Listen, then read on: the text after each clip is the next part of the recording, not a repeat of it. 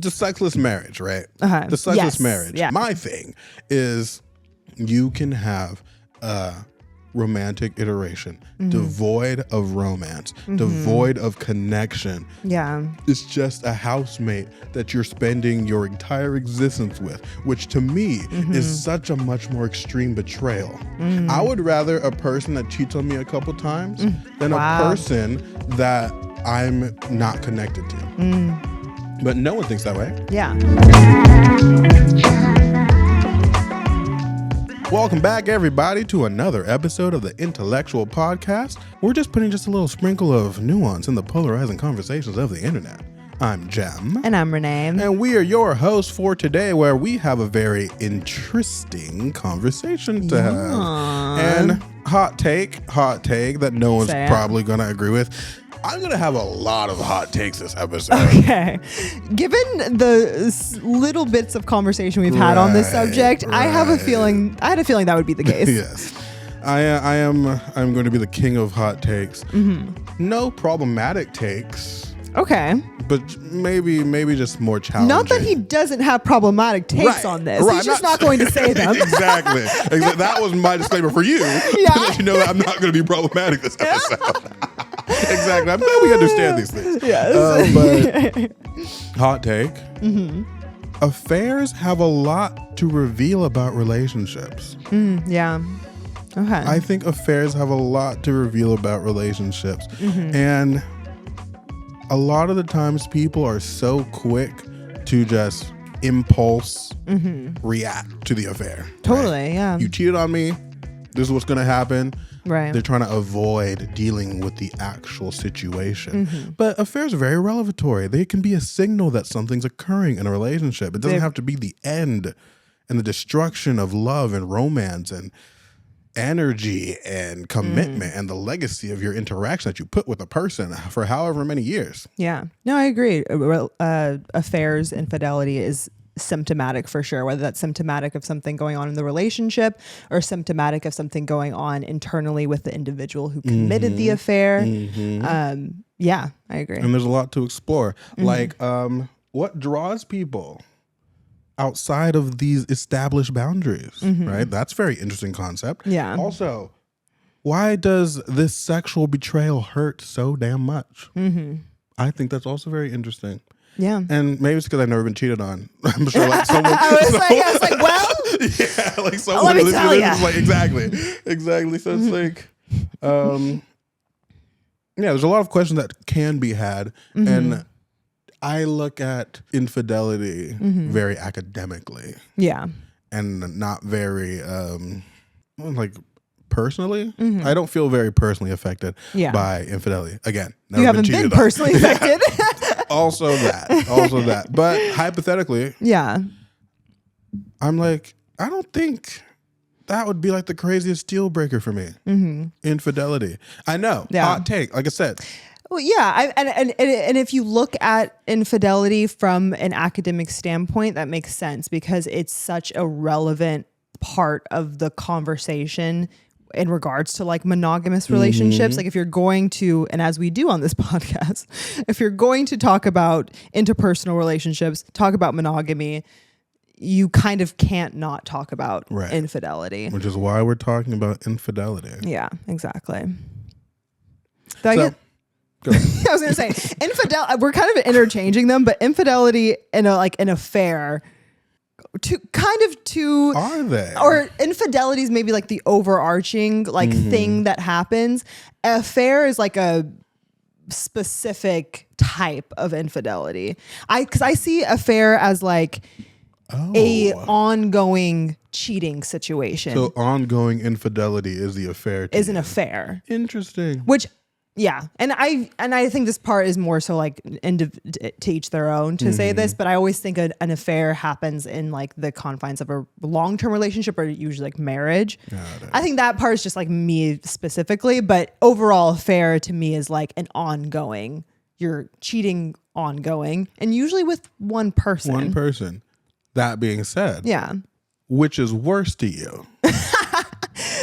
Oh God. Right. See, like if we're gonna delineate it, I'm so curious now because I never thought of it like that. Yeah. So which one's worse? Oh my God, they're both bad for two different reasons. That's the thing. Because like, okay, if you have a person, if your partner is cheating on you with just multiple different people, that is like,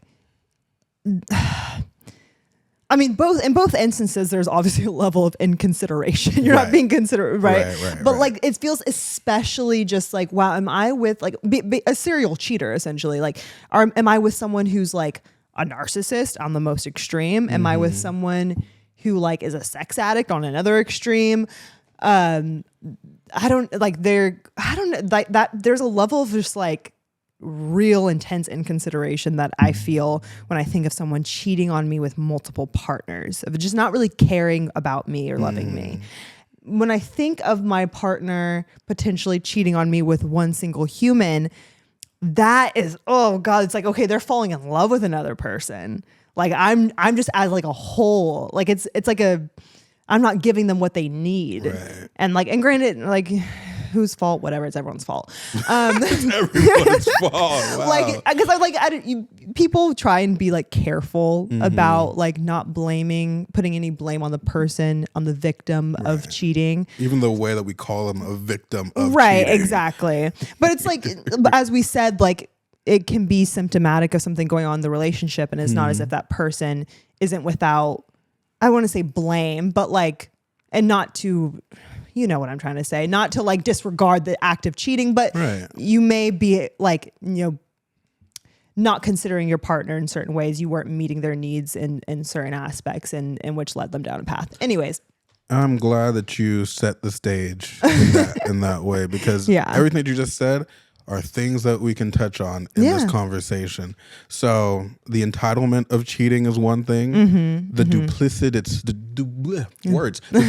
nature of cheating, how it's not just one thing. It is the consequences therein for the people who got cheated on. And it's what it meant for the person who cheated. Right. Also, multiple affairs. And our immediate habit as a society in the modern day to diagnose these things. Now affairs and cheating are in the medicinal realm, in the psychological realm. So now we're so quick to medicalize it. And that might not do what we want it to do.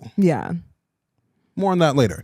Before all that, interesting thing that's going on. Conspiracies like we like to talk about. Rihanna performed her first concert. Is that a conspiracy? Wait. We're going to get into it, man. We're going to get into it. And it's not even really that like as far as conspiracies go, this is like very ground floor as far as conspiracies. But her first concert in like 9 years, besides the Super Bowl, I don't count the Super Bowl.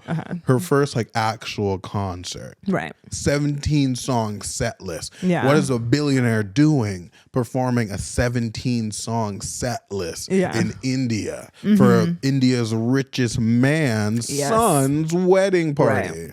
I mean, Life is beautiful. That's explanation enough for me. Why is she doing it? What does that explain to you?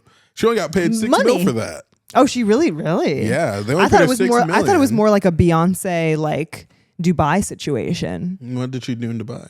Beyonce did a concert in Dubai right before the Renaissance tour. Do you remember that? And when people were questioning like, oh, she had like foot surgery, she was like, well, all that kind of stuff. Do you remember? I remember that happening, but but like she hadn't been like people were like, Beyonce doesn't like perform like that, but she got paid a shit ton to perform in Dubai. I forget what the event was for. Okay, so she got paid a lot, and that's. But she got paid definitely way more than $6 million. I think it was like 50, like it was like crazy. 50 mil, something like that. Yeah, even for that, more in that range. Even that for Beyonce doesn't really seem like that much money. I don't know how much she's worth for one night.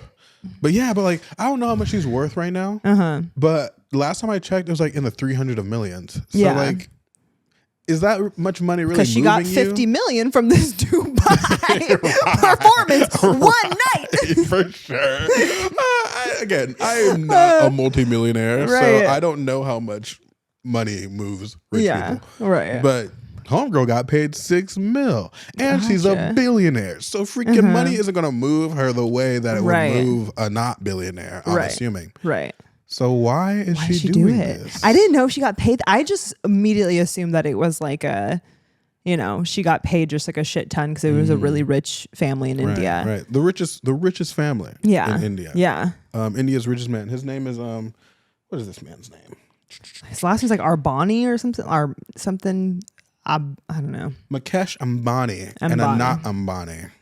Richest man. He owns some conglomerate. I forget the name of it. But a lot of tech people, a lot of billionaires were at this party. Obviously, they rub elbows. It's a thing. Right. But word on the street is this man is making moves in the American corporate space. Oh, and okay. he is, for Rihanna, because I don't know what to say about the other ones. But for Rihanna, he just bought out Sephora in India. Okay. And Fenty is only sold in Sephora. Right. So she did a favor for this man. Okay. I scratch your back, you scratch mine. So $6 million to perform a concert, have fun. She was having a good time. But the potential future gains. Yeah, $6 billion if she has a in the Sephora in India. India is a huge market. It has like 1.2 billion people or something like that. Insane. There's a lot of people in India. Yeah. Lots of people. They're very populated. She's making money moves. Corporate. I can see that. Corporate. For sure. Corporate espionage? No, that's not right. Espionage. Corporate.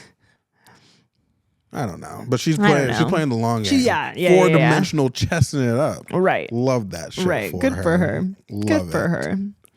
Yeah. Can I just say, and I'm probably gonna get. Actually, hopefully, no one listens to this episode. Hey, yo, no, please listen to her. What are you talking about? Jesus Christ! Because Rihanna, she once was a great performer. Is not really a great performer. Was she ever a great performer? Like, she was definitely a good performer, from what I can remember. Her like live vocals are not it. Yeah, they were never it. And her dancing, never on point. Yeah. We like Rihanna because it's Rihanna. Yeah. We're also saying her name wrong, but it's fine. Yeah.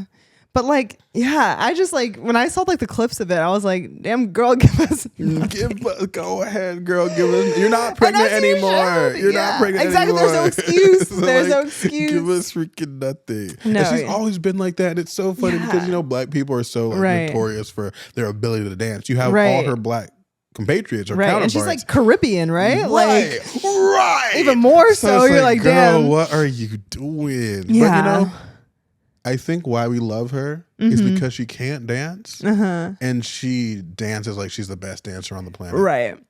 You know what? And you're right. We love her for that. Do you? Because she's never been the ideal. Yeah. But we've always enjoyed been obsessed. We've been obsessed. And I love her music. Don't get me wrong. But I would never go pay to see Rihanna. I just wouldn't. I just know it's not going to be what I want it to be. Right. She was like every single high note, she was disappearing. Her voice, she would be like, it was so funny. She did it every single time there was a higher note. I'm like, girl, you didn't warm up your voice at all. And didn't drink some honey, nothing. Like, and she hasn't really sang in years. So like that high note was probably gone. She's like, she worked for that. She definitely had to work to get, and which I understand. I'm a fellow alto. I have to work for my high notes. I understand the struggle. But she and hasn't sang for years. She lost it. She had to work to get there. She lost it. She couldn't get there. And even if she did do it, you know what I mean? Isn't she like 40 now? No, I think she's like late 30s. No, I don't think she's 40 yet. Is Rihanna 40? 40. Rihanna It's all age. kind of the same. All kind of this. 36. Yeah. Okay. She's 88. Yeah, she's not that old. Still. I was about to say 40s. Performing. Yeah, it was something. Dude, I'm almost 30. That's crazy to think about. We're not going to get existential right now. We're not going to get oh my gosh. But on on another note, goodbye Rihanna. Hello Jay Shetty. Have you seen the article that came out about him? Anything. Literally not please, I don't want this to be problematic. Okay. This man is like the most unproblematic man on the planet. Please don't shatter my Is he image of you. unproblematic? I want to believe he is. I've been listening to him for like 12 years. Yeah. No, I've never like really listened to him up until like recently here and there, like his videos would come up on like my For You page, and I would see his advice, and I think he gives good advice. I think what he says for the most part, like I haven't heard anything that I'm like, oh, that's a weird take to have, you know, it's like misogynistic. Yeah, no, exactly. Right. Like some like weird shit like that. No, he's always talking about like love and peace and knowing yourself. Right. Very positive messages. Right. So what's going on, please? There is a slam piece, or what do they call these sort of like slam pieces? I don't know. I think it's called slam piece. Oh, okay. I said it correctly. Okay. Because sometimes I say things. Yeah. And it's called Uncovering the Higher Truth of Jay Shetty. And this was an article released on title. The Guardian. Oh, what? I said an ominous ass I know. In which this guy, John McDermott, writes a slam piece about him, basically exposing his like his credibility, essentially, to be speaking on what he speaks on in like the mental health space, and the authority that he has. He's really, you know, well respected. Like, well respected. Everyone knows who he is, especially anyone in the mental health space, you know, psychology space. If you watch any celebrity interviews, he's interviewed so many celebrities. But apparently all of his not all of his credentials, he's lied about his credentials, about like his authority to speak on these stuff. What credentials? So he's said that which it's changed apparently. At one point he said that he had gotten, I think it was a bachelor's, an undergraduate degree in behavioral science. It might've been a master's, one of the two. And it has since changed to management science, not behavioral science. He has changed the age at which because his whole story is that I was in school for business. I was about to enter the corporate world, and I was forced by a friend to go to this, like public speaking event by a monk. Right. And that's when it changed his life, and he decided to like study under this monk or something. To go off to Nepal and do his thing. And in which he apparently did, but he's like changed the age at which he's done this from, like, he said he was 18 at one point, another point he said he was 22. He's kind of just switched it up. And his ex-girlfriend has come out and also spoken about how it is kind of dangerous, like what that he's such an authority in this space and he doesn't really have the education to back it up. And so it's kind of created this conversation. And the ex-girlfriend is a licensed psychotherapist. Okay. She's been working. She has the right to be saying this. She has education and credentials like in this space for about 15 years. Yeah. And she's kind of she was like noted in this article of speaking up about it. And it's kind of opened up this conversation about what right do people have to like speak on like mental health, and like can that be a dangerous thing? Because people have like, you know, countered this with, it's not as if he's entirely speaking like the things that he talks about is like bad. It's not not like he's like spreading this information that's like really harmful to people who have like mental health struggles or like relationship struggles. And so like, how much does it matter that he's just like really like a life coach who really made it? You know, like those life coaches who have like zero credentials. Yeah. And he's just a life coach who really made it. You know, not to make it again as existential. Yeah. But you could say the exact same thing about us. And 100%. Actually, my freaking friend's dad asked me this when I was talking about what subjects we were going to be talking about in the following week. Yeah. And I was like, what gives you the right to speak on something? Yeah. Nothing. Yeah. Nothing gives me the right. Yeah. But in that, it's up to me to do my due diligence, so I'm not saying dumb information to people and spreading all this misinformation. And I think maybe the fear comes from how successful he is. Right. And he has a lot of influence. So if he does say something wrong, it could potentially be detrimental for people. Right. But how many certified people be saying wrong things all the time with authority, with credibility, because they have the credentials to back it up, and they're ruining people's lives. Let's talk about them, because I feel like that's more important. Because I don't think, I've listened to this man a lot, I don't think he's ever said anything about medical psychology. He's not pretending to be a therapist. He's very much like coming from a very spiritual place, which requires a lot of wisdom. Yeah. And I think that's where kind of even for us, where we come from, we also like know our lane, right? Yeah. Know when to be like, this is not something I'm an expert on. And so I'm not going to like tell you. Preface it correctly. Right, exactly. Like, do what you want. I'm not a freaking therapist. We just enjoy talking about this stuff. Exactly. Right? So no, I don't know. And maybe it's a bias because I'm in the space in which someone could like definitely call me out for not being certified and whatever I'm talking about. Well, but like I said, I think it's the authority to which he's speaking about these things as well.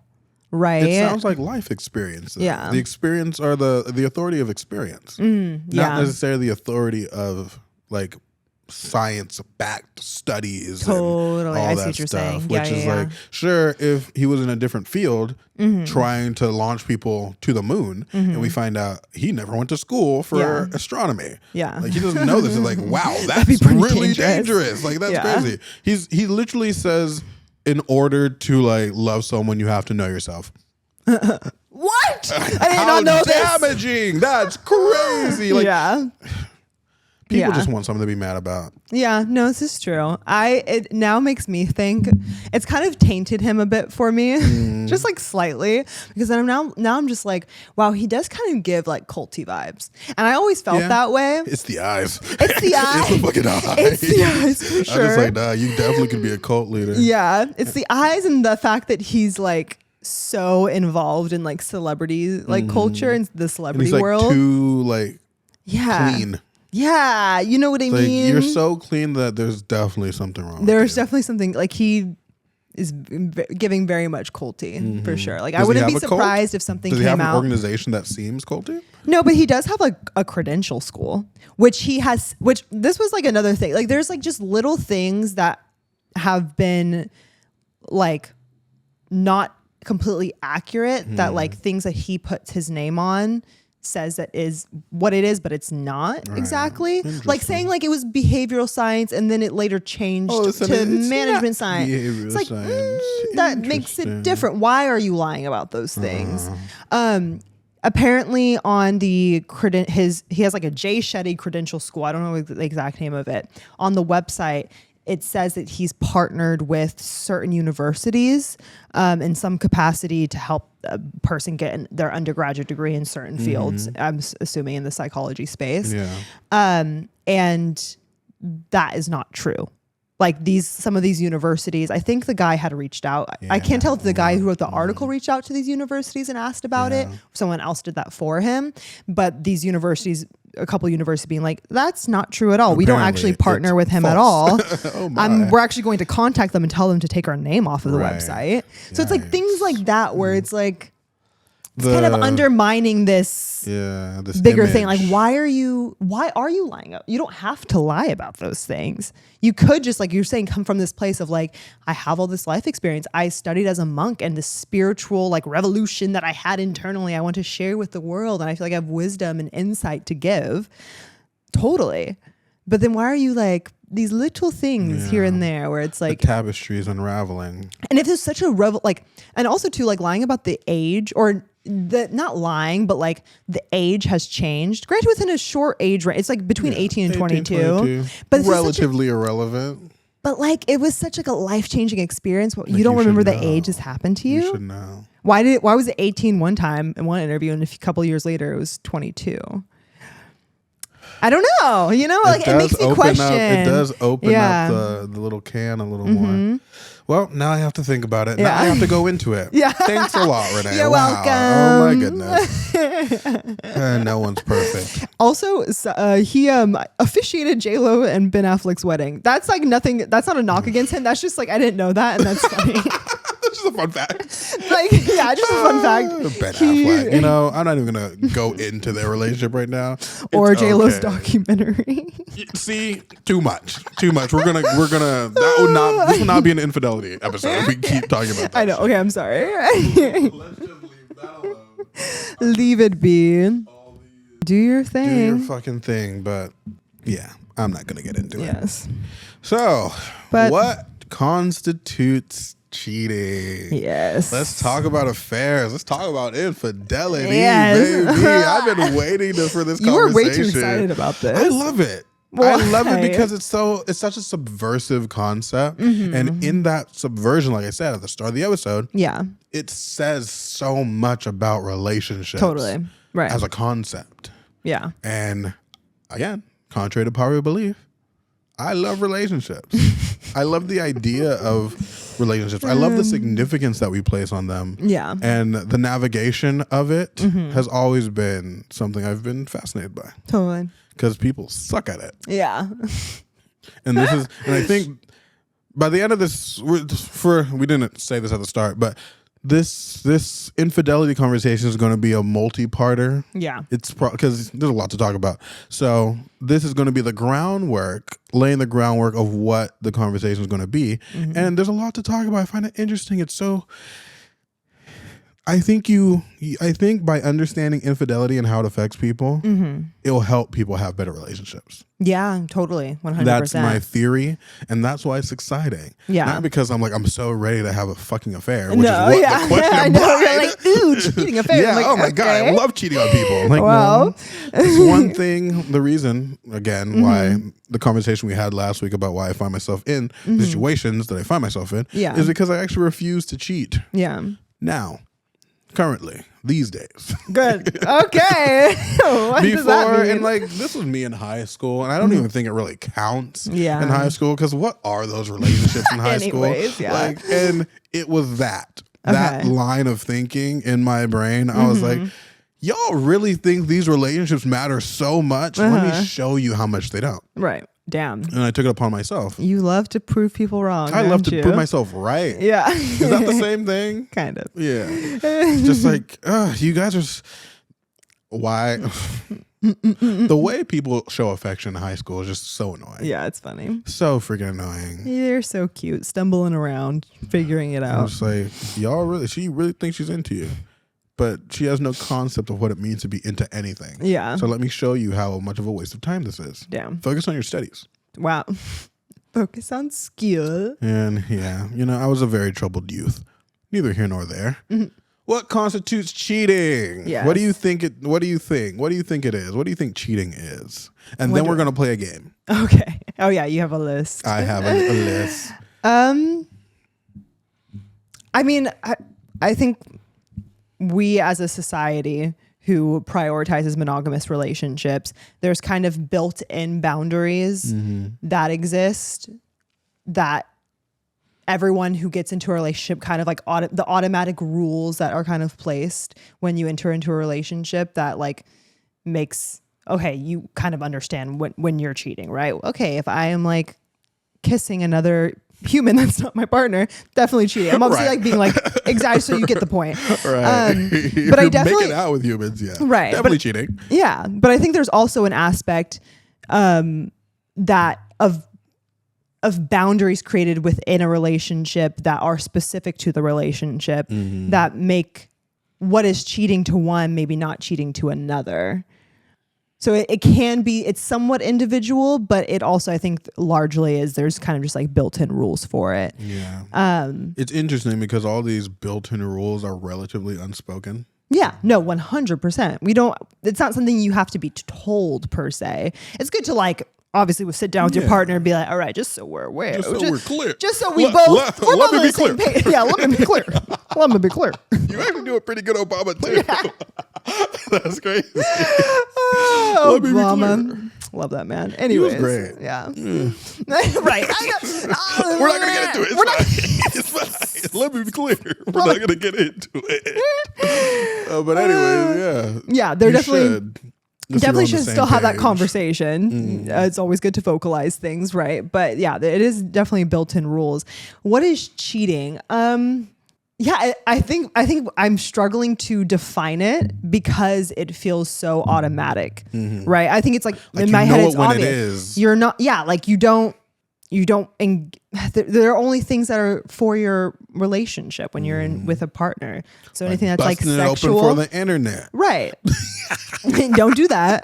I mean, or do that. Some relationships are okay with that, but you have to talk about that. Do you know that one couple? Have you seen that one couple where they have a podcast together? I'm pretty sure, and the wife is a porn star. I think I've seen this podcast. And where they've before have had is it on Adam 22? maybe. And it was a whole thing with the affair and what's his name? The black dude. Yeah. Tragic couple. Tragic couple, Adam in my opinion. 22 is the worst example that you can bring up if you're trying to. I know. I hate Adam 22. Yeah, no, I hate them as too. a human. Yeah. Sorry, but that was just like the person that came to mind. But all to say, I'm having trouble like defining it. Because it feels automatic. But there's like certain like, and also like you know when like things are certain things. So even like in the realm of like emotional cheating, right? You know when it's emotional cheating and when it's just a friendly conversation, right? There's a certain feeling in that where you're engaging in that with a person in a way that's like inappropriate versus this is just a person that I interact with, right? Emotional cheating has to be the craziest concept to me. Yeah. Because I'm not going to deny that it exists, right? Yeah. Not what I'm going for. But in that knowing that you're talking about, I don't know. It's so unquantifiable. I think it's definitely is a slippery slope, and you do have to create boundaries for yourself as a responsible participant in the relationship, because it can be like, oh, I'm just engaging in like really cool conversation with this person that like I could be attracted to, but I'm not because I'm in a relationship and I know the boundaries, but like we're just having a good conversation. So and is like the line there it can then be a slippery person slope. you can be attracted to? I mean, no, I don't think so. What even is like, what would you say is emotional infidelity? Like, what does that look like? Example. I think that looks like you are there is a person that is like filling a space or satisfying a space emotionally or in some intimate way that your partner should be like filling. And that can just start with, oh, I'm connecting with this person. And you're obviously going to make friends. I hope you're still making friends when you're in a relationship, you're right? A decent human being. Yeah, exactly. You're obviously going to talk with and connect with new people in a relationship. But I think when it starts to become something that person is giving you that your partner is not in a way, and it starts to give you something that your partner is not. I'm trying to figure out how to distinguish that, because your partner shouldn't be your everything. Right. But there is, at least maybe not off the jump, but there is then a certain level of attraction that you start to form for that person. Maybe. I have this idea. Okay. It's something that this person is giving you that your partner is not, that you need from your partner. Yes. That you need. That was the added sentence. There you go, baby. There we go. Yeah, that you need from your partner. He's not giving you, so you seek it out. Elsewhere. Yeah. Huh. Yeah. Really hard to argue against that. Yeah. It's really hard to argue against. Yeah. But in this modern age, there's so many things. The lines are arbitrary and they are profound. So let's go through it. Let's see what these people are saying, because I was going all through TikTok and all through Reddit and all these things. People have a lot to say. I have 20 of these. We might not do all 20, but 20 of these. Gotcha. Let's do it. Cheating or nah? Is this cheating or nah? I like this game. I know. This is fun. Playing wingman for your single friend. Cheating or nah? So it's a two-man. You know what a two-man is? No. So your single friend has the ability or the option or the opportunity to flirt and talk with another girl he's attracted to. She has a friend. That's a two-man. 2-on-2. So he wants to get with a girl, and you got to talk to the other friend so that he can do his thing or she can do her thing. Is that cheating? Yes or no? Does it have to be black and white? Can I say not cheating, but maybe inappropriate? Okay, yeah, for sure. Yeah, I just don't know that any of my single friends would put me in that scenario where I would need to like chat with. Like, yeah, there's a world where that could be inappropriate for sure. There's also a world where it could be, like I said, as a responsible partner, and you're going out to the bars with your friend, who is single, if you're going to be doing that, I in that situation would want to make it really well known that I'm in a relationship and talking to that person about my relationship. I would make that like a really big like focal point. Maybe we're like hee ha-haing about the friends like talking or them about to get together or whatever. So it's like for you, the subject matter is really important. Like what am I chatting with this other person about?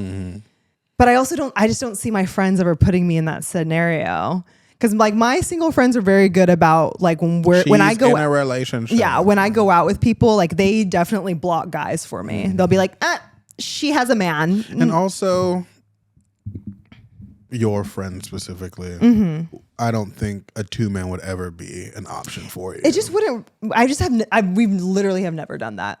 A lot of my single friends too will kind of just go and talk to the guy. They don't need assistance per se. Pretty women, huh? I think guys need to use the 2-man scenario way more than women do. No, yeah, 100%. It's not as necessary for women. Because as we get into this game, me, a single man, it's like my perception, my idea of what this looks like will be very different. And for me, and I think my friends in a relationship would agree, the men, it's not necessarily. I would say no. Yeah. Because it's just talking to a person. Yeah. And you're at a place, sure, the bar is a place where we flirt with people. Right. Whatever. Yeah. But if you're just casually having a conversation and you let them know that you're in a relationship and nothing goes, you're just occupying their attention. So your friend has an opportunity to put his game on, do his thing, whatever. Right. I don't see any reason. I don't see a problem with it. Yeah. No, I agree. But it's definitely, again, it might be inappropriate because you're towing the line. Yeah. And towing the line is a slippery slope. Right, exactly. You're kind of tempting fate a little bit. Okay. Is it cheating or not? Watching those promiscuous TikToks / porn. So, those challenges. We all know those challenges, like the water challenge, the silhouette challenge. If you're just like on repeat, just watching all those challenges, cheating or not? That pound town challenge. But the bucket open, but the pound town. You're just like, just a bunch of bitches twerking. Like I said, we're oversaturated.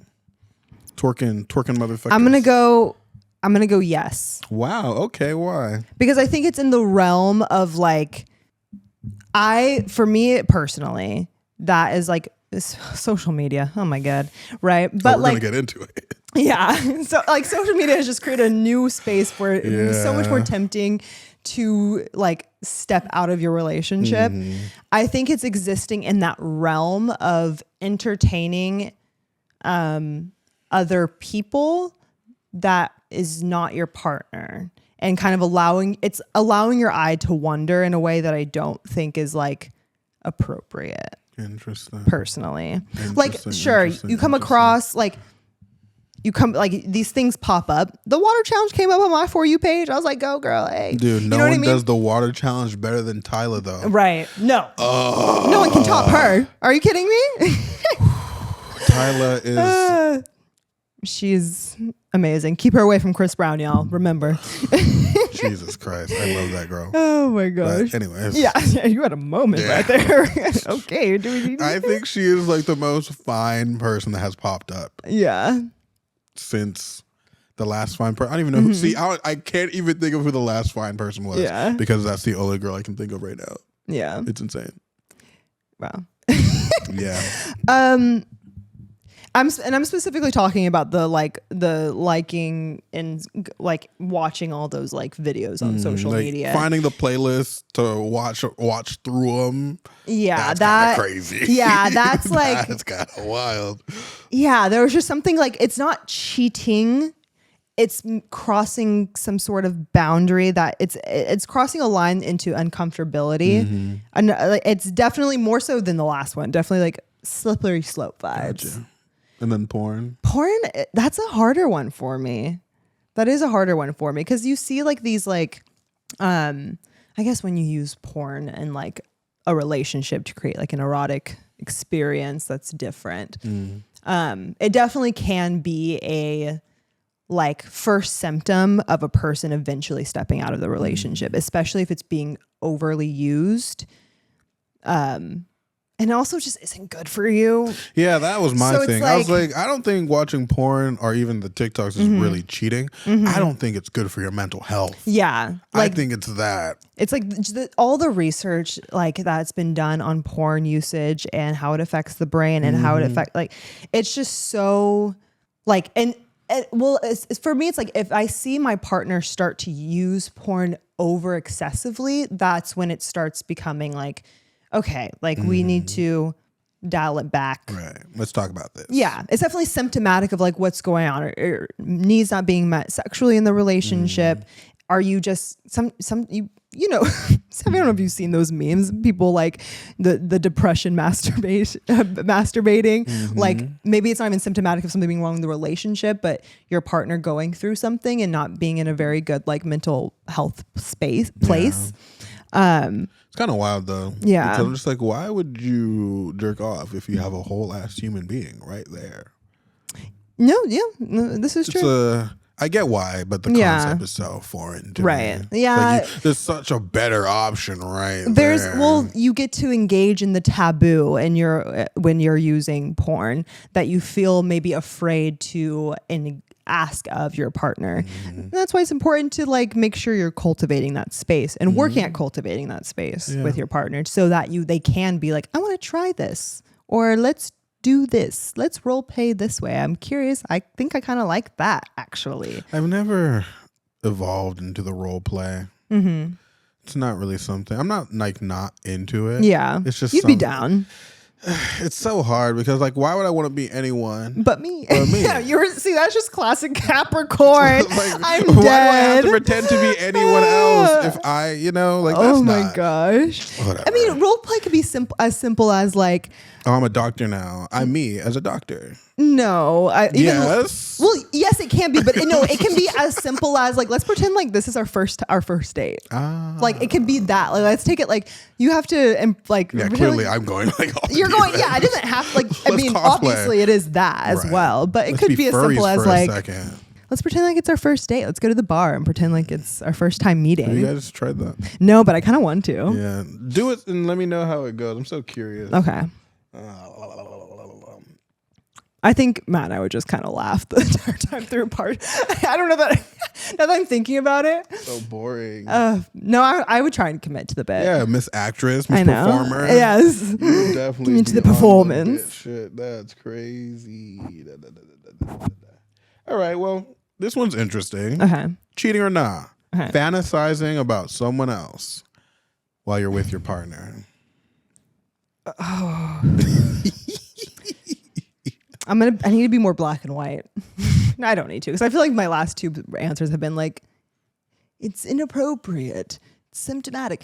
Fantasizing, I'm gonna go with like the extreme of like fantasizing versus like fantasizing. Okay, sorry, because I'm like in my head I'm like, okay, passing thoughts, right? Like is one thing. I'm gonna go yes. Yeah, it's emotional. It's emotional cheating. Why are you wishing? That I'm someone else. Right. Why am I not good enough for you? Yeah. It's a step. You're creating like a fantasy, like full blown. What if it's a celebrity? I guess it's like there's an air of like it's unattainable. Yeah. Yeah, because I guess it's like kind of different from like your ex. Yeah, exactly. Like wishing you were with. Yeah, I don't know. It's not as serious because it's like is the person's like not like you're never gonna end up with them, right? You're like, not gonna fuck Beyonce. Yeah, and I could also like it'd be fine if it was like a character. You know what I mean? Like I have some like really deep fantasy about Zuko. Like I don't, but like I did find Zuko so hot. Like oh my god. Zuko is one of those animated characters that for sure could get it. Yeah, no. After he grew out his hair, I understand. Yeah, no. Me and the girls, aka my sisters, were obsessed with Zuko. We thought he was so hot, and that voice. That was honestly the only character y'all had for real. Yeah. What else? Danny Phantom? Like, Danny Phantom. Timmy Turner? Like no. Absolutely not. Oh gosh. Yeah, I'm gonna go with that's like within the the cheating realm for sure. Liking IG photos. Yes. Cheating. I'm gonna go. That's in the realm of cheating. Dude, I feel like social media should not matter as much as it does. That's just my 2 cents. At the same time, but it does. It does, but like, why is that cheating? Short elaboration. It's like I said, I'm saying like realm of cheating. And I'm not like, I don't think you have yet like stepped out of like the traditional bounds of the relationship, but you are certainly towing the line and playing with that line a little bit. You're playing with the boundaries a bit.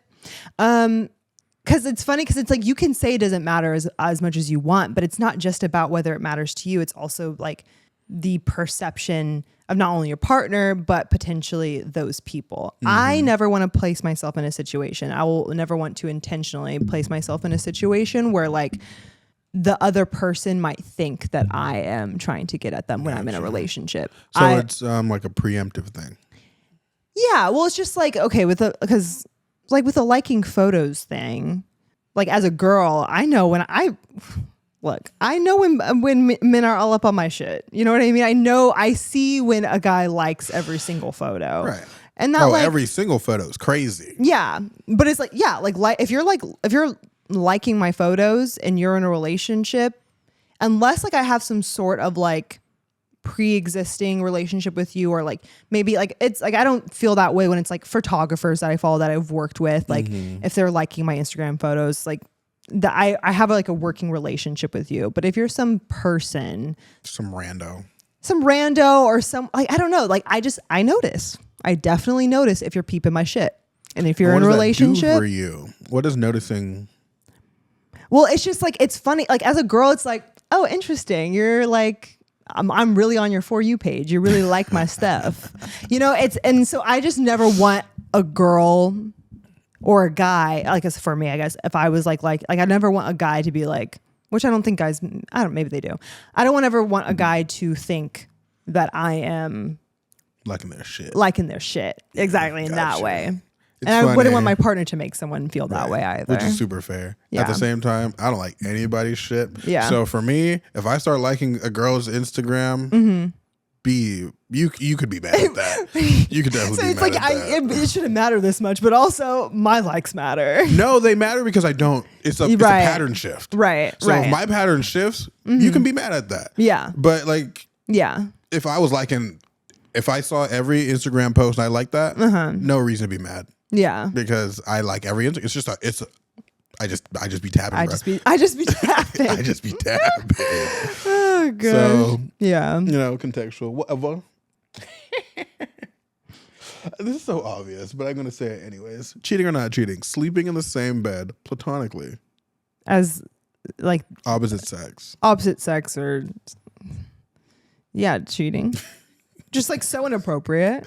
Very inappropriate. Very Sleeping unnecessary. Very unnecessary. Very unnecessary, bro. Take the couch, take the floor, go home. Right. Why are you tempting? So many ways to avoid these things. And even beyond that, it's like, why would you create the context in which you would have to over-explain yourself in a situation that clearly implies and looks like something that could be cheating? Maybe you did nothing, but you're setting yourself up for failure. Yeah. Because optically, that looks horrible. Totally. Agreed. Wishing your ex happy birthday. Cheating or not cheating? Yeah, it's in the realm of, why are you wishing him happy birthday? Why are you in a whole ass relationship? Why are you wishing them anything but unhappiness? Right. Like what? Okay.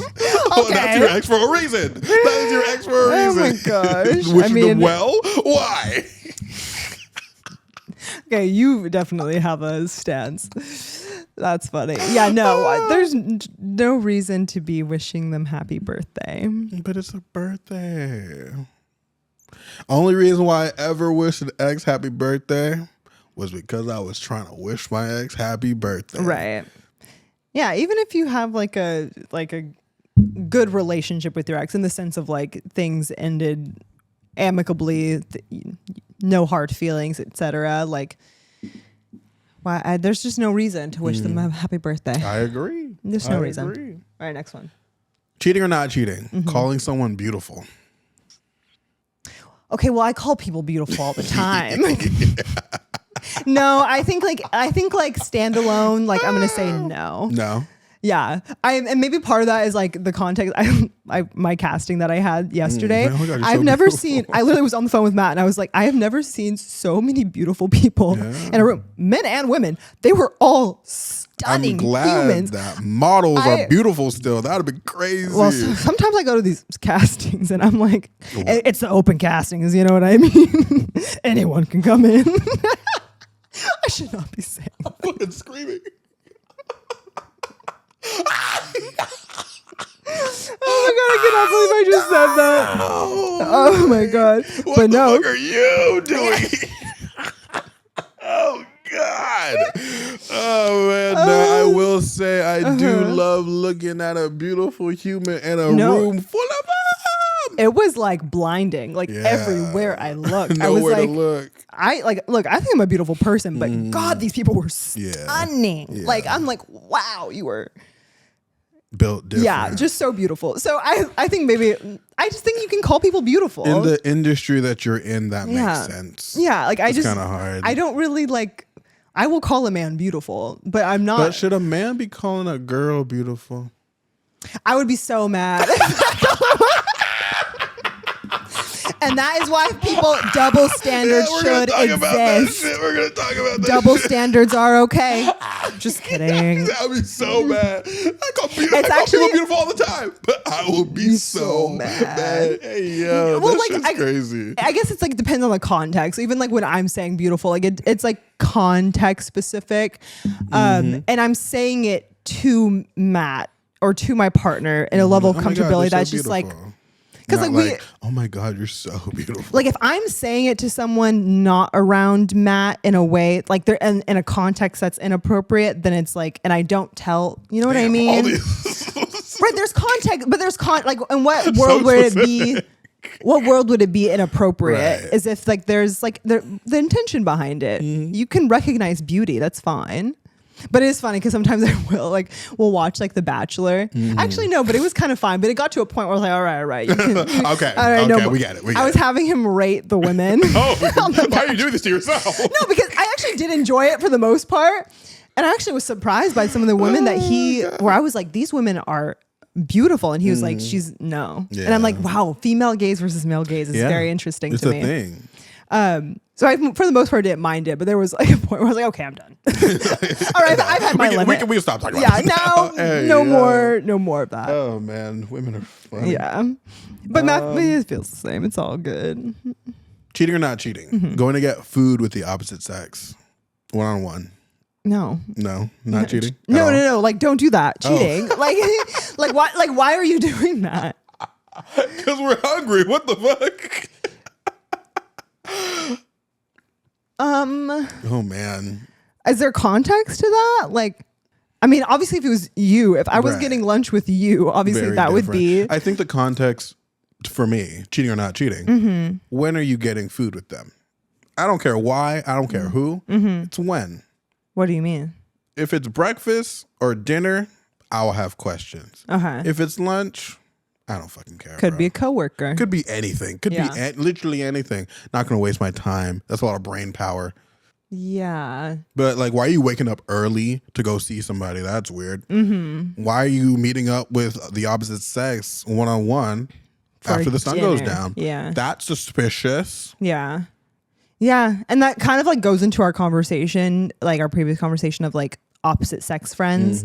And like, I guess like the world in which it would be inappropriate, right, is someone who you don't, there's no like working, like work related things and like work related reasons why you'd be meeting up with this person. They're not an already existing friend. They're just a person you met. New opposite sex person that you're going to dinner with. Questions. Yeah, it's weird. Questions. Yeah, weird. A lunch even. I don't care. That's all weird. Lunch even. Hey, yeah. Ooh, I like this one. Cheating or not cheating? Hooking up with someone else when you're on a break.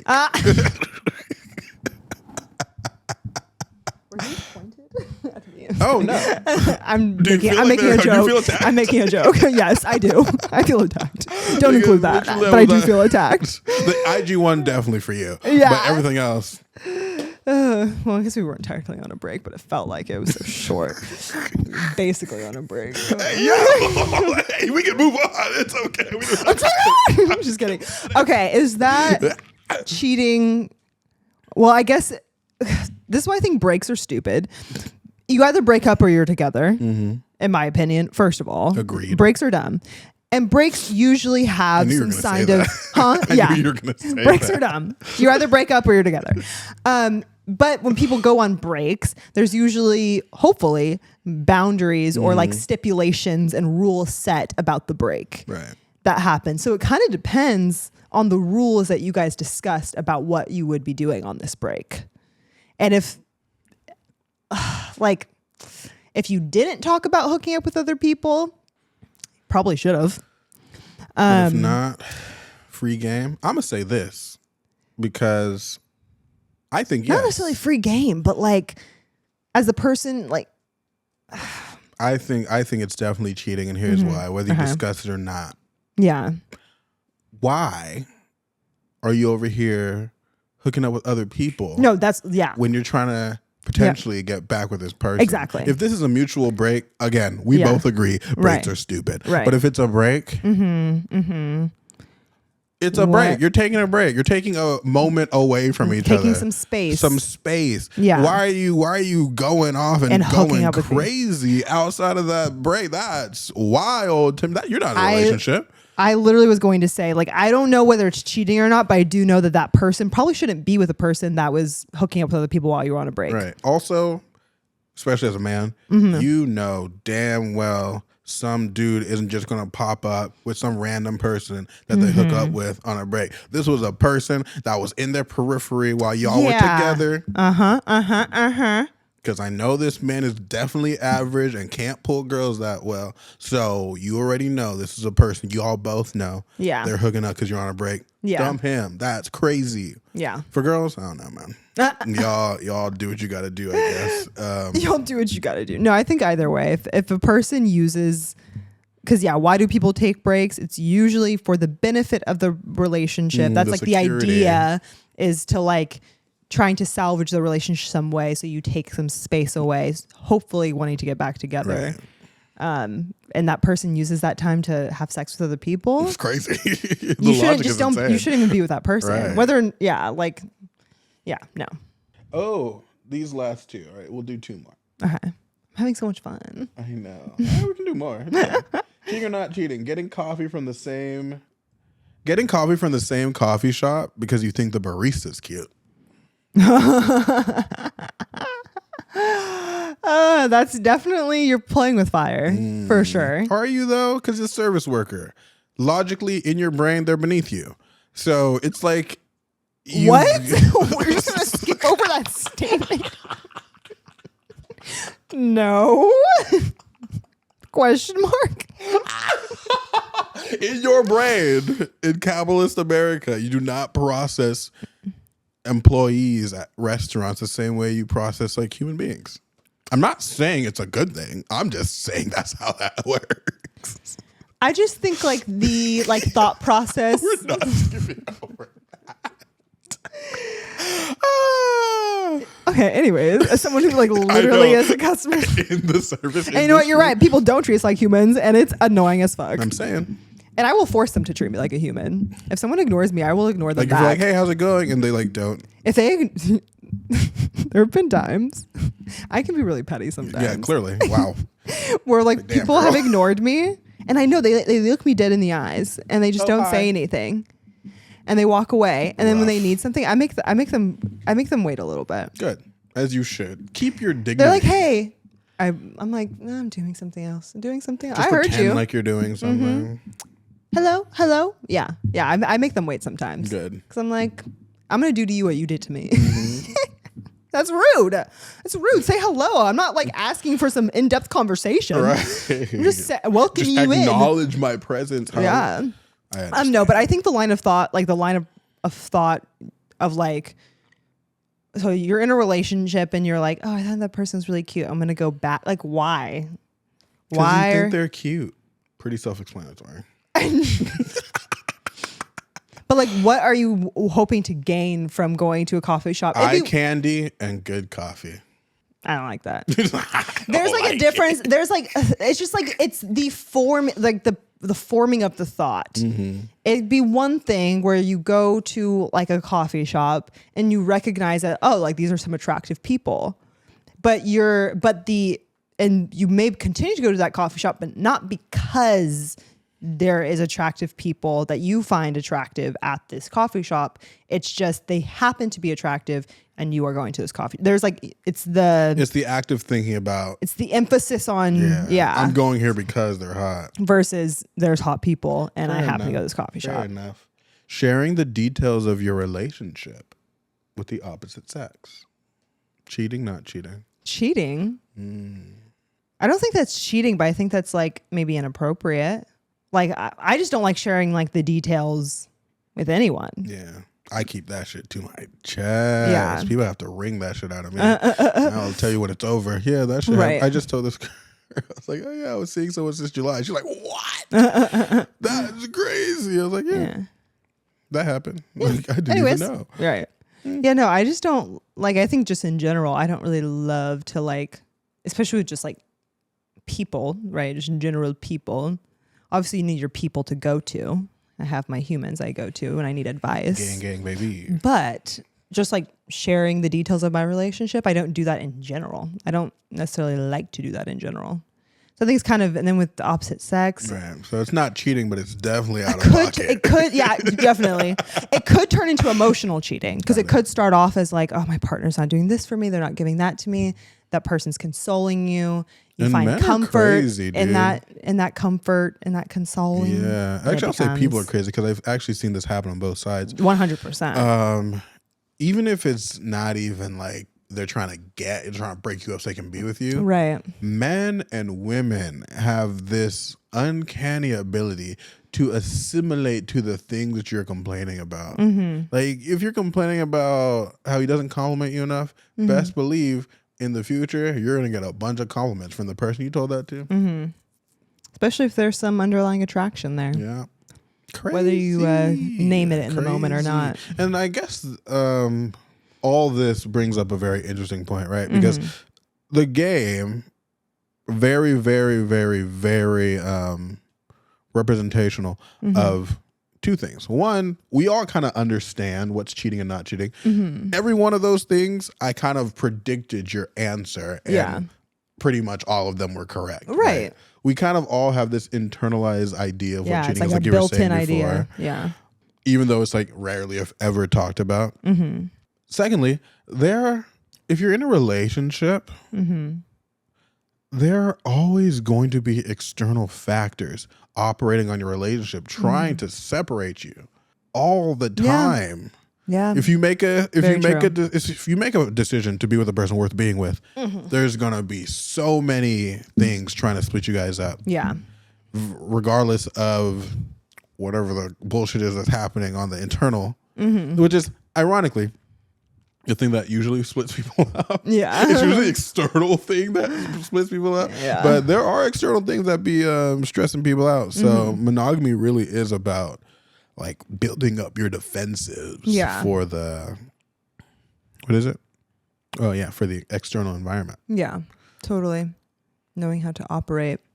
And I think that's something that we touched on in our very first series, the 6-month dating series, when we talked about like that transition of the mental transition from being single to in a relationship. Like there's certain ways that you have to engage socially, that I think you have to engage in socially, that aren't like problematic or wrong at all when you're a single person. But immediately become problematic. But immediately become like not okay when you're. And that can be like a tough transition to make because you don't necessarily realize it until your partner's sitting there hurt and offended. That you're like, oh, wait, just being myself. But all of a sudden you're mad. Right. Be mad. If you're gonna be mad, be mad. If you're gonna be mad, I can't control your feelings. If you're gonna be mad, be mad. I guess you just want to be mad. Yeah, for sure. Yeah, that's interesting. Which honestly leads right into the next thing, which is, so we know what cheating is, right? Yeah. And I don't know if I gave a definition at the start of it. No. But I am going to steal Esther Perel's definition of what cheating is, because she's amazing. Yeah, she's amazing. And she wrote an entire book about infidelity. Right. And her definition was pretty good. So there's a triad. And if any of these things are happening, or maybe all of these things are happening, this is what constitutes the affair, the infidelity, the cheating. Yeah. So it's secrecy, sexual alchemy, which she uses sexual alchemy to encompass all possibilities of anything that can do with sex. Like, it's not just like, oh, intercourse or like the very obvious making out with people. Right. It can be like inappropriately touching someone, or like the awkward dance, or like, oh, like we slept together but like no one came, or like all the little negotiations that people have to make all the physical justifications. cheating like not as bad as it actually was. Like, no, all that stuff, sexual alchemy. Yeah. And then the last one is emotional involvement. Yeah. Yep. But that leads right into why people cheat. Yes. Why do you think people cheat, Renee? Oh, for a host of reasons. Quite the host of reasons. Well, first point, very intriguing. Well, I guess it's not really a reason why people cheat. Just something I find fascinating in the whole conversation about infidelity. Infidelity was not really a thing in the past. People cheated. Yeah. And you weren't supposed to do that. Sure. Okay. But the way that it was talked about on a societal level was different. Was just very different. And you can see the legacy of that in our media, right? Case in point, easy example, The Notebook. Noah and Allie. Think about that story for a second. They had a little fling. I watched it. You've never seen The Notebook? No, I haven't watched it. Let me finish. I haven't watched it in a while. I was about to have a heart attack. That's crazy. All right, well, little synopsis. Young love, they separate, they come back, she has a fiance, they hook up, he ends up with her, she has dementia, he keeps telling her this shit by writing in her notebook. Oh, right. Essentially the story. Damn, that was so quick. That was good. Yeah, no, that I remember now. Yes, she was. So, ain't nobody ever talk about how Allie is low-key a hoe. Cheater. Like that. Like, what a skank ass trick. Like, what the heck? Damn. Girl, first of all, you were marrying attractive, successful, wealthy individual that was going to set you up for life. You were chilling. Right. You were having a good time. And then your ex from back when, who has nothing going for him, comes back and he's like, you never wrote me, but I did write you. And that's all it took. You were still in love with him for all that thing. And then not only were you still in love with him, you did some fuck girl shit and hooked up with this dude in the rain. Right. You can't come back from that. That's crazy. The rain, that's so romantic. Yeah. Oh, too romantic to come back from. Too romantic to come back. Y'all were fucking in the rain, storming it up under the covers. That's crazy. She was about to get married. Whole ass fiance. Ended up with homeboy. Yeah. And ain't nobody ever talk about that. That's true. The way we romanticize that story, right? We completely forget about the fiance. Whole ass affair, and he's like, yeah, no, at least follow your heart. I don't want to be with you if you're not like into me, blah blah blah, which is fair, obviously. Yeah, I mean, it's funny the way that we like the way that we justify her cheating, because like if you're going to cheat, at least let it be with the love of your life, right? The way that the movie justifies this other guy wasn't the love of her life. This guy was, and they inseminate that idea from the beginning by showing their love story. Exactly. And that truly in this Western individualistic society is the crux of romance. That's the beauty of it. We don't care how many bridges we have to burn. We don't care who we have to roll over. In this pursuit of love, that is the ultimate goal and the priority. Doesn't matter what you have to do to get there. Whatever you have to do to get there is okay, as long as you get there. And if you get there, you're good.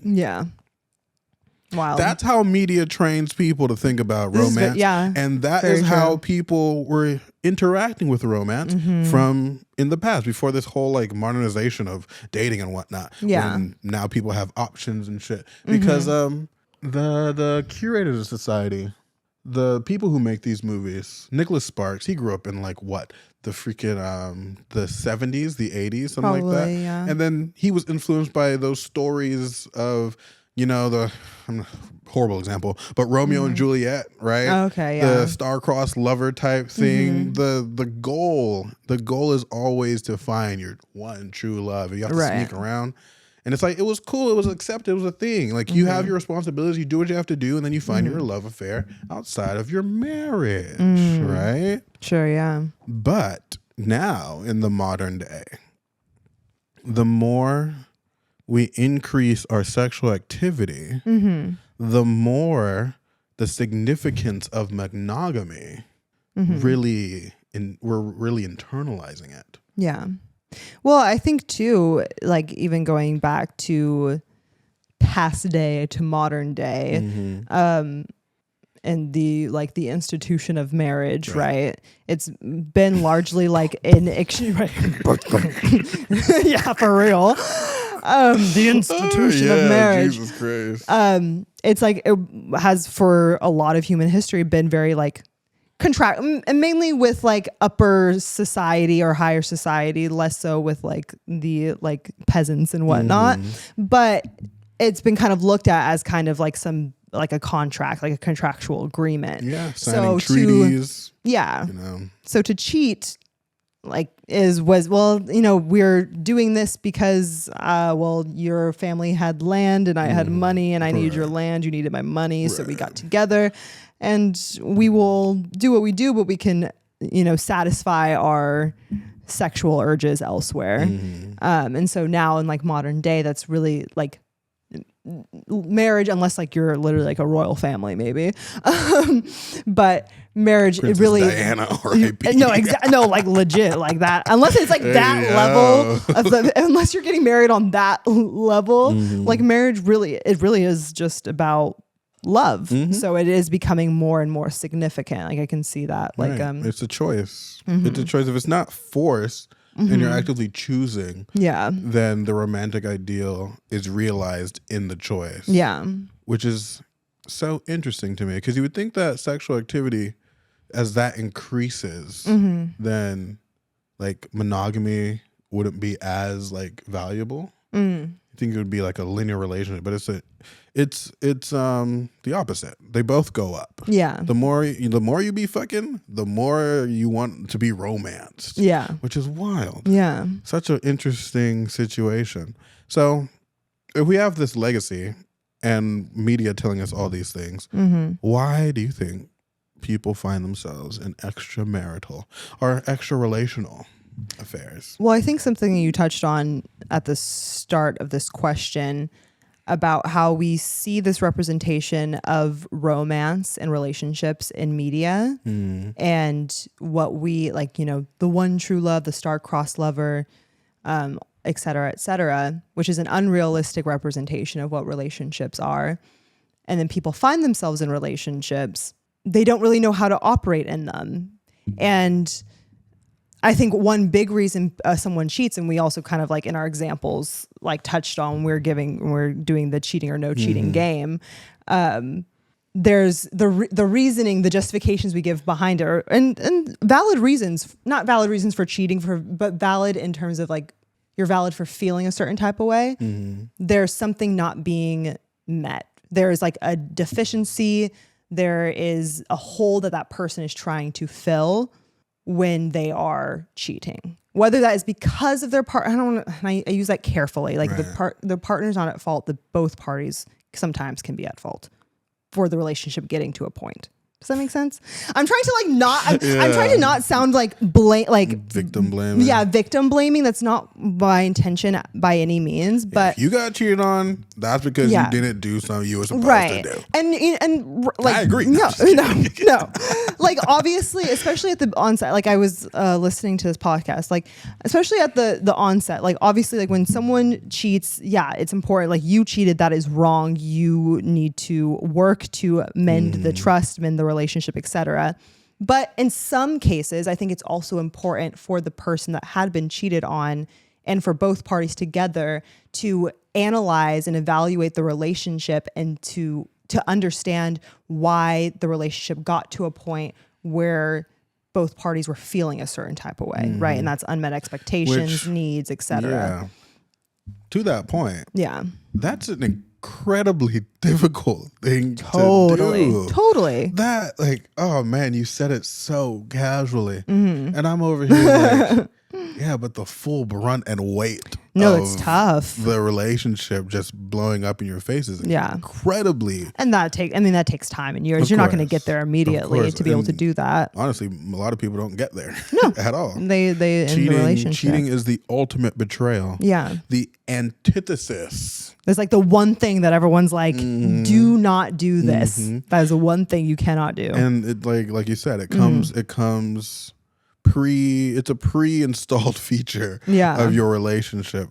And that's so interesting to me because again, episode 5, month 5 of our relationship series, talking about negotiation and shit like that. Yeah. I say negotiate everything. Everything is on the table. Yeah. And ideally, monogamy is a thing you can negotiate. Totally, yeah. 100%. It is. But even in polyamory, you can be cheated on. Yes. And even in polyamory, when you're cheated on, it's incredibly devastating. Yeah. It's incredibly devastating. There's no way to, at least now, there's no way to separate the reasons and why it hurts so badly from the reasons why you get into relationships in the first place. And I thought this was such an interesting thing because Western culture has cheating to be a certain way, right?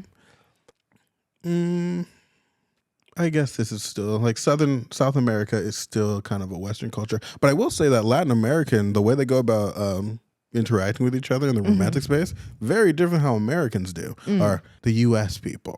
Yeah. What do we call them when we're talking about the Americas? I don't know. Irrelevant. Which is different than how, like, people in Africa do their thing. So they were talking to African women, Senegalese women, actually, about why, or how do you feel about blah, blah, blah, get cheated on, whatever. They chalk it up to the whole thing we were talking about last time. Men will be men. This is just something that they do. But there's a stark difference in the way that they're describing it, in the sense that they did not feel like, they felt angry and upset and jealous, but they did not feel devastated. Like the women? Okay. The women didn't. The Senegalese, they did not feel devastated. They did not feel this internalized upheaval of their identity that Western women usually always feel during this infidelity, this affair situation. And they're discussing why this is a thing, whatever.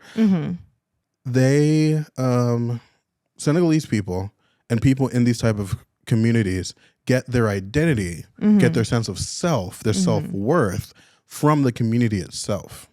So that the interconnected group of women talking about their husbands cheating on them is more significant and worth more to them and defines who they are more than the relationship, the romance that they're having with their partner. Versus, because of this Western idea of the one and how the ultimate choice, or I'll say this, because Western society has moved away from the institutions where people can get value from. Yeah. So religion, community, basically. Now we're all this individualistic society that, like, your self-worth is constantly mediated and maintained through your own merit and whatever.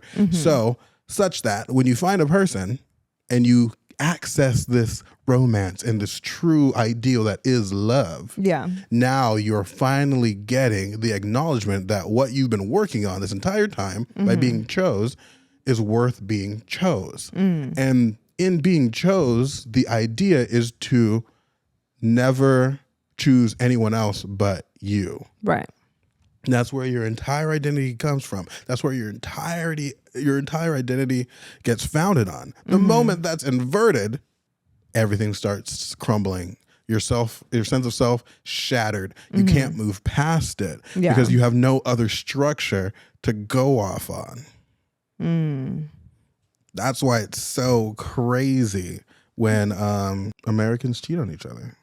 Yeah, I definitely think there is like a level of significance, like such a level of significance that we put on like a relationship, getting married, having a child, having the family, all that sort of stuff. There definitely is like a lot of significance on it. So when your partner betrays you in that way, then it becomes devastating. In my head, my thought too is just like, well, it's trust is broken, right? Like you said, even in a polyamorous relationship, you can be cheated on, and it's because, well, the trust was broken. They operated in a way that was outside of what they communicated, right? The bounds that and the parameters that they have set. So it's like just I think for any human in any context, when your trust is broken by someone, that's like really hard to come back from. Especially when it's as significant as your significant other. Exactly. And here's, again, back into the hot takes, right? Why people cheat. I'm going to say something nobody wants to hear. Okay. And maybe people might find it hard to accept. I don't know. So like we mentioned, or like I mentioned, there's a duality to it, right? So you have the consequences and the effect of the affair, and then you have the meaning that is a byproduct of why, or the motivation for why a person does what they did. Yeah. Right? That's why they did what they did. Yeah. Contrary to popular belief, not to disagree with what you said, contrary to popular belief, it's actually kind of rare for people to cheat when things are like bad in the relationship. And when I say kind of rare, it's like, all right. Well, it's hard for us to really like know. There's obviously like statistics there. This is why I want to like change the way that I say. Because like, kind of rare. Like, but it's like, how do we really know? And also, it can be specific to the people. Yeah, exactly. So I'll say it like this: just as there are very obvious situations where there's something dysfunctional in the relationship, so someone steps out because of that dysfunction. Yeah. There's just as many iterations where people aren't cheating because something's necessarily wrong with the relationship. Totally, yeah. And those people are usually cheating for themselves. Yes. So it's not because of you. It's not because some other person was so much better than you. Right. It was because they're trying to access something within themselves that they're not accessing with you. Right. And again, in the context of a relationship, it's so hard to separate yourself. Like, you did this to me. Sure, I'm feeling the effect of this. How could it not be about me? Yeah. But like I was saying last week, I didn't say this in the podcast, but I told this to you. Yeah. In the way that even though Americans love to believe themselves like unique little butterflies, individuals, snowflakes in society, we exist more often like ants in a colony. We become, or I'll say it like this, when an ant is born, It's genderless, it's jobless. It becomes what it needs to be for the colony. Yeah. If the colony needs more workers, that ant that just got born will become a worker. If it needs more hunters, it'll be a hunter, and et cetera, et cetera. Yeah. Humans also operate like that on a societal level, but we also have consciousness. So when society determines that we have to be something, and we follow the flow of what society tells us we should be, it has a very devastating effect on our individuality. What is the byproduct of that? It means that in a relationship, under the weight of the responsibilities of life and being a good partner and being a good mother and being a good employee and being all this stuff that may or may not be things that you want to do, but are 100% definitely not things that you decided for yourself. Yeah. You can have a crisis of identity. Totally. And in that crisis of identity, as you age, right?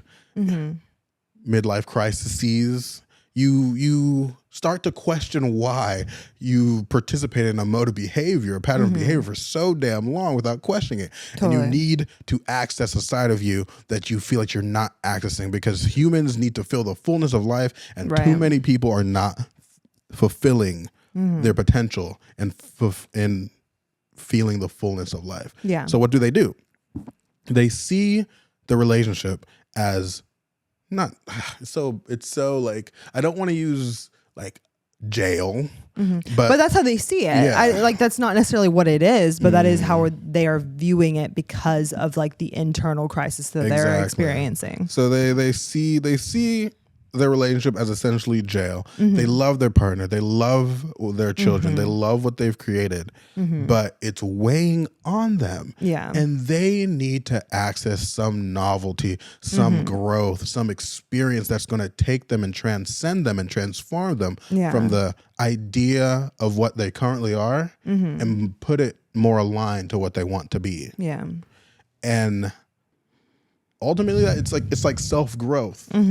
Cheating for them is a form of self-growth. Sure. Crazy. Yeah. Crazy to think about, but that's what it was for them.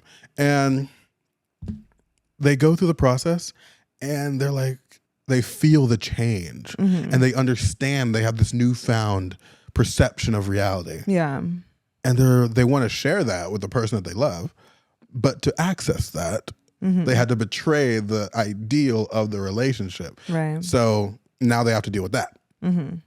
Such a weird It's a very concept. specific scenario. In the sense of like, because there could still be so many. Well, one, I think it's interesting that in these situations, because I agree, it does happen often where someone, and that's also when I had said earlier, I know I keep focusing on like the cheating situations where there is something symptomatically unhealthy about the relationship. Right. But the deficiency can also be just within the individual themselves who is cheating and has nothing, like you said, has nothing to do with the partner. And I think it is interesting that in those moments, what humans latch onto, I don't know if it's, I don't want to make it gendered, but I wonder if it's more men than women. I don't know. We obviously don't know. That kind of go to this immediate like knee-jerk response is to go towards, let me sexually explore in order to fill some hole or some need that I am not like, some desire that I am not feeling like fulfilled in. Because like, sure, they may see it, maybe not directly, maybe they're not identifying or they're not telling themselves, I'm engaging in self-growth practices by cheating on my spouse. Right. But that's kind of the way that they're thinking about it, as you said. But it's not actually self-growth, in my opinion, especially if you are like, because these are the ways in which you are regressing. Like and which it's fine to regress, whatever. It happens. But you're regressing in ways that are like important to the relationship or important to like your integrity as a human, right? There's usually these people aren't like cheating and like being very open with their partner about that, even if their partner agrees or disagrees with that they're cheating. They're usually hiding it from them. And that's not, I don't know, self-growth is not there's not secrecy in that, right? There's an openness. Your heart is open. You're willing to change your perspective, your mind, etc. There's a sense of openness that you have when you are going through a period of self-growth. And that's not it. You know, there's lack of communication there. I think it's definitely symptomatic of like, maybe this person has like low self-esteem. They feel like incomplete in some way. They don't feel worthy of love or something like that. You know, there's like these things that we tell ourselves. Things for sure. And they may tell themselves that I need this in order to be a better man, or to like grow, or like I'm to re-identify with myself again. But like, what are all the things that you aren't doing or you're like neglecting in order to do that? And it's just funny to me that the knee-jerk reaction is, let me sexually explore and sexually step out in order to like find myself. And it's like, is that really, I'm critiquing it.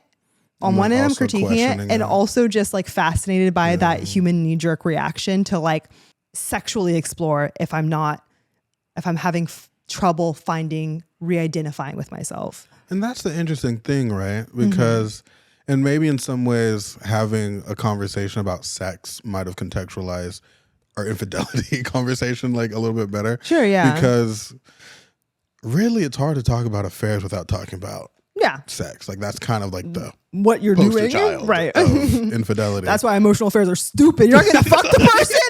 You're gonna do all that. You need to fuck them. Hey, yo, wait. What are you saying?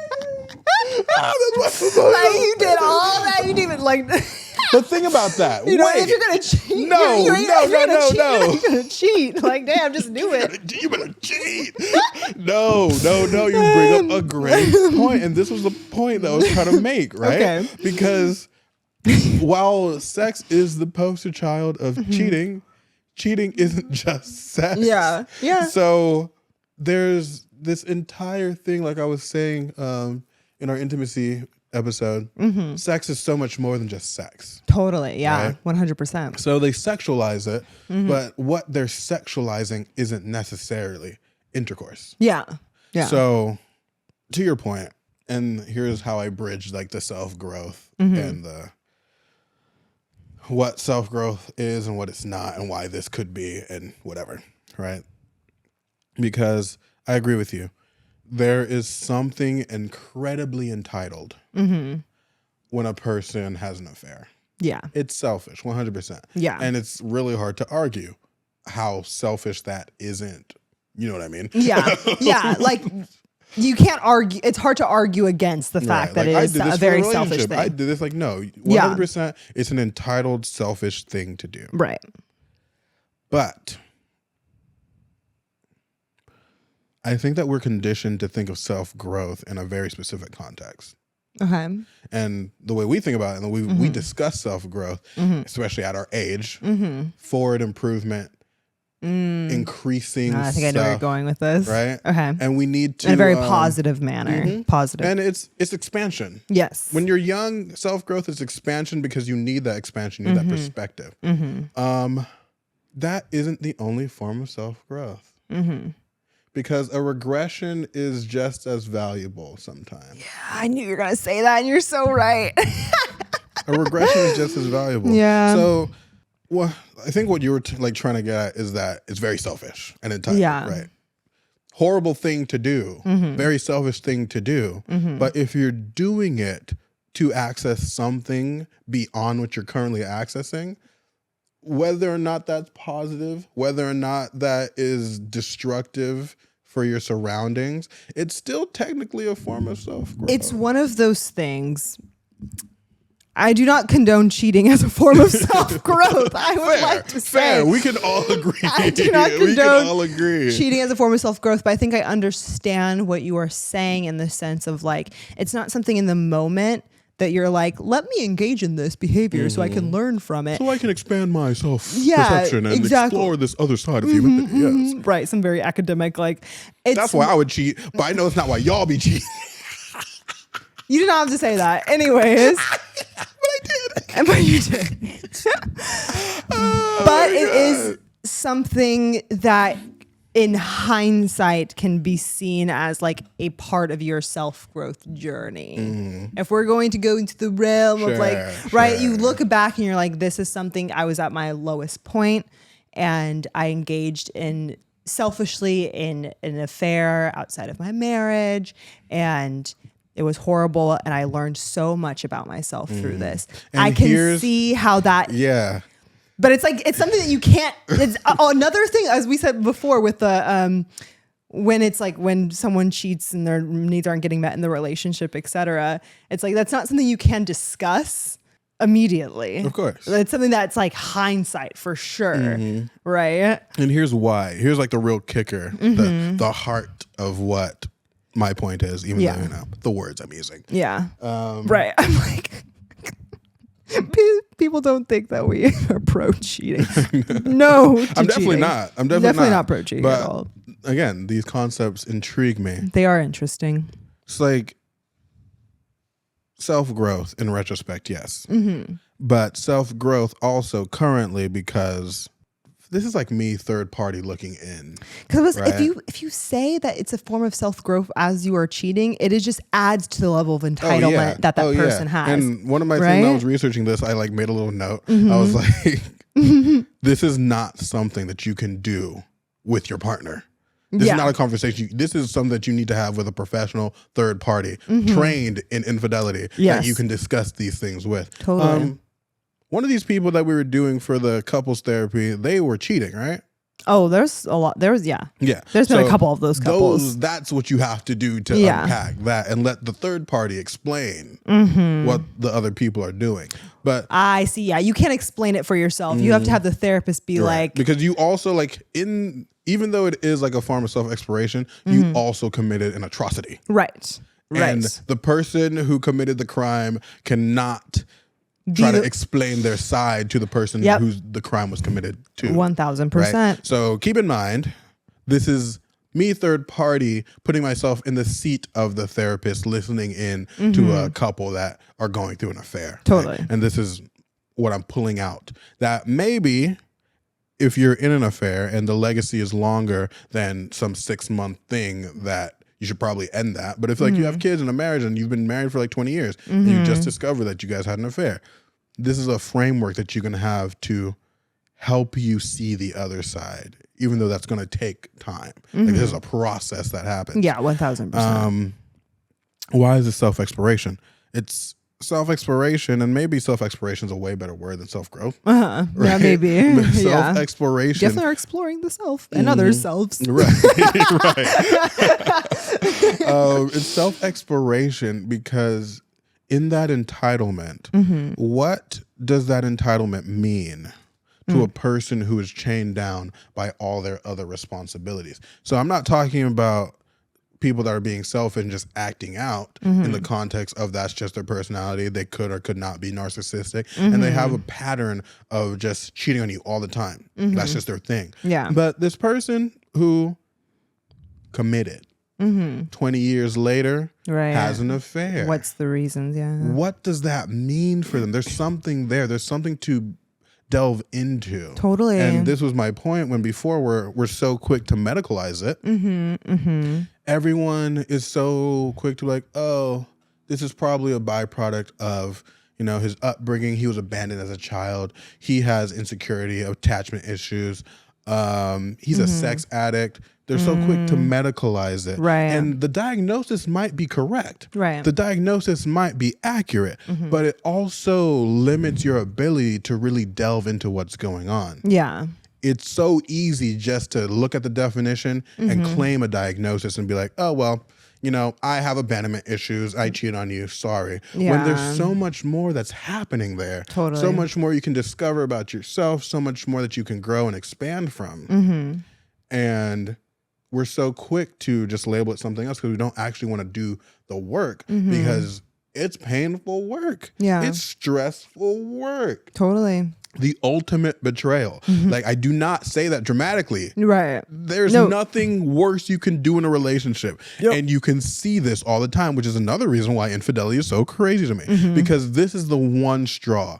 the only straw that breaks the camel's back. Y'all motherfuckers be going through hell and high water, going through the trenches, through these relationships, putting up with God knows what for God knows why.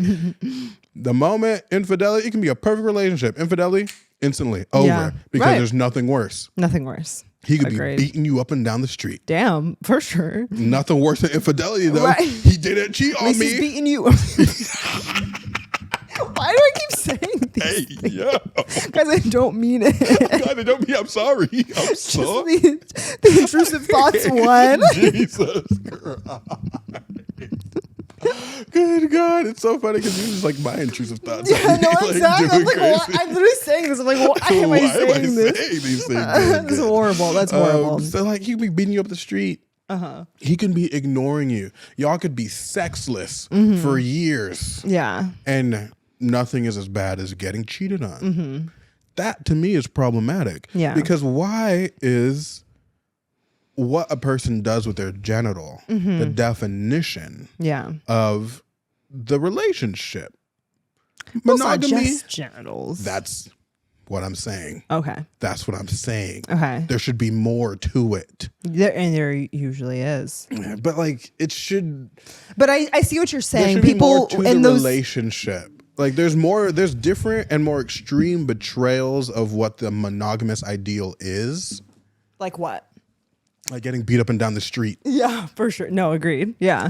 Yeah. Like domestic violence. Domestic violence should be as bad, if not worse than cheating. Yeah. And it's never discussed in that capacity. And it's shown by example, people get and stay with people that are beating them for years. Yeah. But the moment they cheat, that's the thing that clicks. That's the thing that's like, wow, this was not a relationship worth being in. I mean, yeah, I get. Maybe we should use a different example because domestic violence is an interesting example to use for this. Fine. Let's go sexless. Only because a lot of the times in those cases, two people, that like, man is also cheating on her while beating her. Right. There's usually cheating happening. Let's bring it. I know why you're using. Yeah, I know you're using that, but let's the sexless marriage, right? The sexless marriage. Yeah. And we're not talking about freaking menopause and you not trying to have babies and your sex drive just like disappearing because that freaking happens. Yeah. If your sex drive is disappearing, how are you having an affair? Anyways, that's neither here nor there. My thing is you can have romantic iteration, devoid of romance, devoid of connection. Yeah. It's just a housemate that you're spending your entire existence with, which to me is such a much more extreme betrayal. I would rather a person that cheats on me a couple times than a person that I'm not connected to. But no one thinks that way. Yeah. Because again, the ultimate betrayal is that infidelity. It doesn't matter what the relationship looks like as long as the relationship remains in the confines and the boundaries of what relationships are. Yep. Everything's fair game. Just don't cheat on me. That's crazy to me. That makes no sense to me because what makes a good relationship is so much more than just fidelity. Right. It's important. I'm not saying it's not important. Of course, yeah. I'm just saying there's more to it. And honestly, and this is like maybe a interesting hypothetical, another question. If a person cheated on me and it wasn't an affair, it wasn't an ongoing thing, just a little moment, just a little thing, little ting, do what they do. Like if it was like a situation where your partner went out with friends and they were drunk and they made out with someone in the bar bathroom. Or even fucked them in the bar bathroom. Wow. Okay. You go as far as to say that. Okay. They fucked him in the bar bathroom. Did all that. And they regret it. They're upset. Never going to do it again. One time thing, just a moment mistake. You're willing to work through that. Oh. I don't even want to know. Oh. I don't care. Keep that to yourself. Suffer on your own self because you're the one that made the mistake when you didn't have to. Don't put that on me. I don't feel like it's fair for me to have to work through that with you when you're the one that did crazy stuff. If it's never going to happen again, don't tell me that. Wow. So your stance is if you get cheated on one time, and your partner knows that they would never do it again, don't tell me. You would rather not know. Don't tell me. Don't tell me. Unnecessary. Unnecessary. Because if you tell me, then I have to deal with it. Wow. Okay. If you tell me, I'm gonna have to deal with You're this. saying this. I already knew. told you this No, before. that's what I'm saying. I already knew that you felt this way, but I'm like, damn, he's really saying it. Don't tell me. I'm good. I'm good. Yeah, and okay. that's like my consistency and my point. There's more to our relationship than just a one night thing that you're doing. Keep it to yourself. Don't ruin what we have because you feel bad about doing something crazy. That's on you. You deal with those demons. Because if I'm dealing with those demons, I'm gonna have to deal with those demons. And I don't know how I do not know how I'm gonna deal with those demons. Hot takes. I know there are things to be said to that. I just like am having a hard time getting past what you said. Hot takes, like I said, it was gonna be hot takes all day today. You really said and that's that. just how I feel about it. Because to me, cheating is not the biggest deal. And I think that's probably why you can sit here and say that. And to that point, the things that I would be doing in a relationship would make it very hard to cheat on me. So if cheating does happen, I'm like, okay, so what is going on? I'm more curious. I'm not saying I'm not going to be hurt. Totally. I'm not going to be upset. I'm not going to be questioning everything. I'm human, just like the rest of us. Yeah. But if this is like a 2, 3, 4, 5 year relationship, I'm with you for a reason. Right. I like something that's going on. And if I'm with you for 5 years, that's 5 years of my life. I'm 30, bro. Like, I'm not getting that 5 years back. We're gonna have to talk about. We're gonna work through this. We're gonna have to talk about this for real. And like a lot of people need some vindication and some retribution. I was like, all that is unnecessary. Will I be a lot more like antennaed up, tuned in for all the stuff? Yes. But that to me is how it's something that the victim has to go through. Like if you want to be in the relationship still, and this is an atrocity, to me, infidelity is it's the same as any other betrayal. Anything else that would upset me, and if I want to be in the relationship, I have to manage my emotions to be in this relationship. Infidelity to me is just the same. Now, that being said, the caveat is that if we work through it and I discover that the underlying issue is a character flaw and not a situational thing we can work through, I'm gonna have to cut my losses. Well, that's the thing about though, like you saying I would rather not know in like a one-time situation is that robs that other person from making a choice of whether it's a relationship or a person they want to continue being in the relationship with. Me? And that or the person that cheated on me. If you're telling your future partner, so to speak, if it was a one-time thing, you'll never do it again, don't tell me that. And they don't, your partner doesn't tell you about a betrayal that they have committed, that robs your partner, so robs you in this situation, of deciding and finding out whether this is someone that you want to continue to be with. You can't know whether it's a situational thing, whether it's a one-time thing, whether it's symptomatic of some character flaw, because they didn't tell you. But if it's a one-time thing, is that really symptomatic of something bigger? Could be symptomatic of something that I hope that like you would want to, as like a partner, would want to work through with that person. But then also you could decide to not want to work through with that person. I just feel as if like to not tell your partner, it's like letting your partner know the good, bad, and the ugly.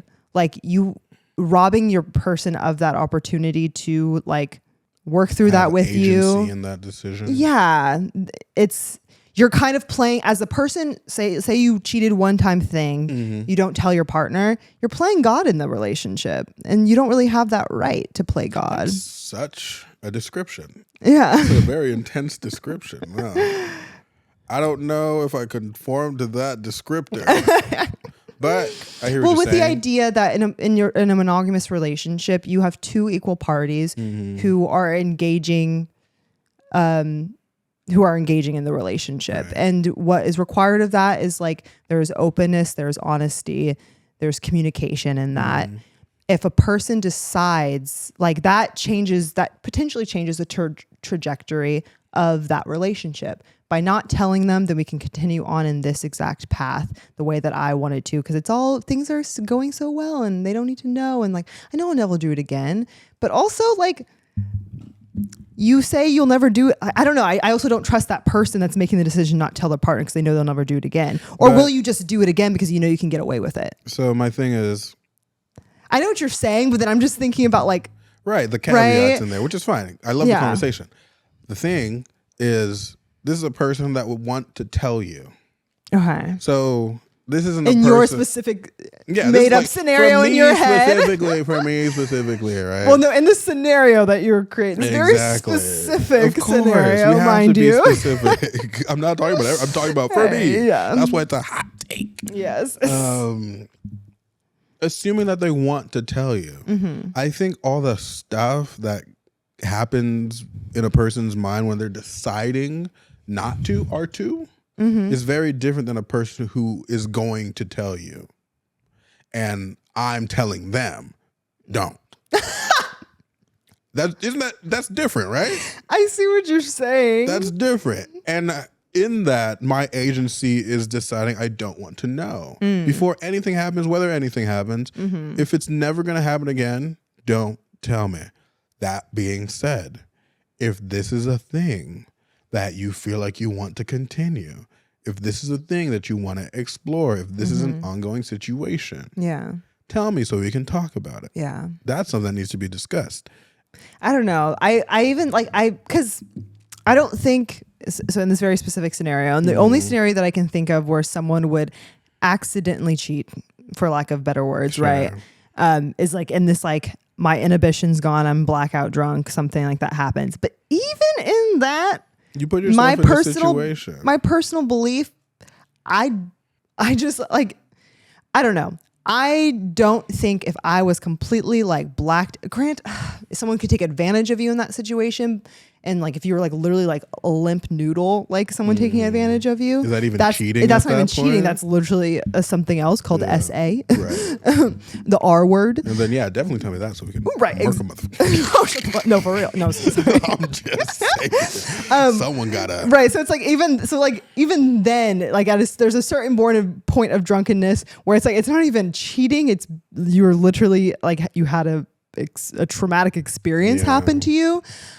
I would never cheat. Like being drunk is not an excuse for cheating. And so, and if that is if that is my belief, and that is my belief, then there's still something going on where you I don't know, there's still something going on where you are cheating. The reasons that you are wanting to step out of your relationship, even when you are drunk. So there's a behavior change or a perspective change or a mindset change, or maybe you need to leave that relationship. Maybe you don't actually want to be in that relationship as much as you think you do. There's something that needs to happen and change in that scenario. And so to not tell your partner, it's like, well, there's something that needs to shift and your party needs to be clued in on that. I agree. And I guess my thing is, for the most part, if very, very specific scenario, these things happen. Can't get into why or when the scenario would ever take place. Right.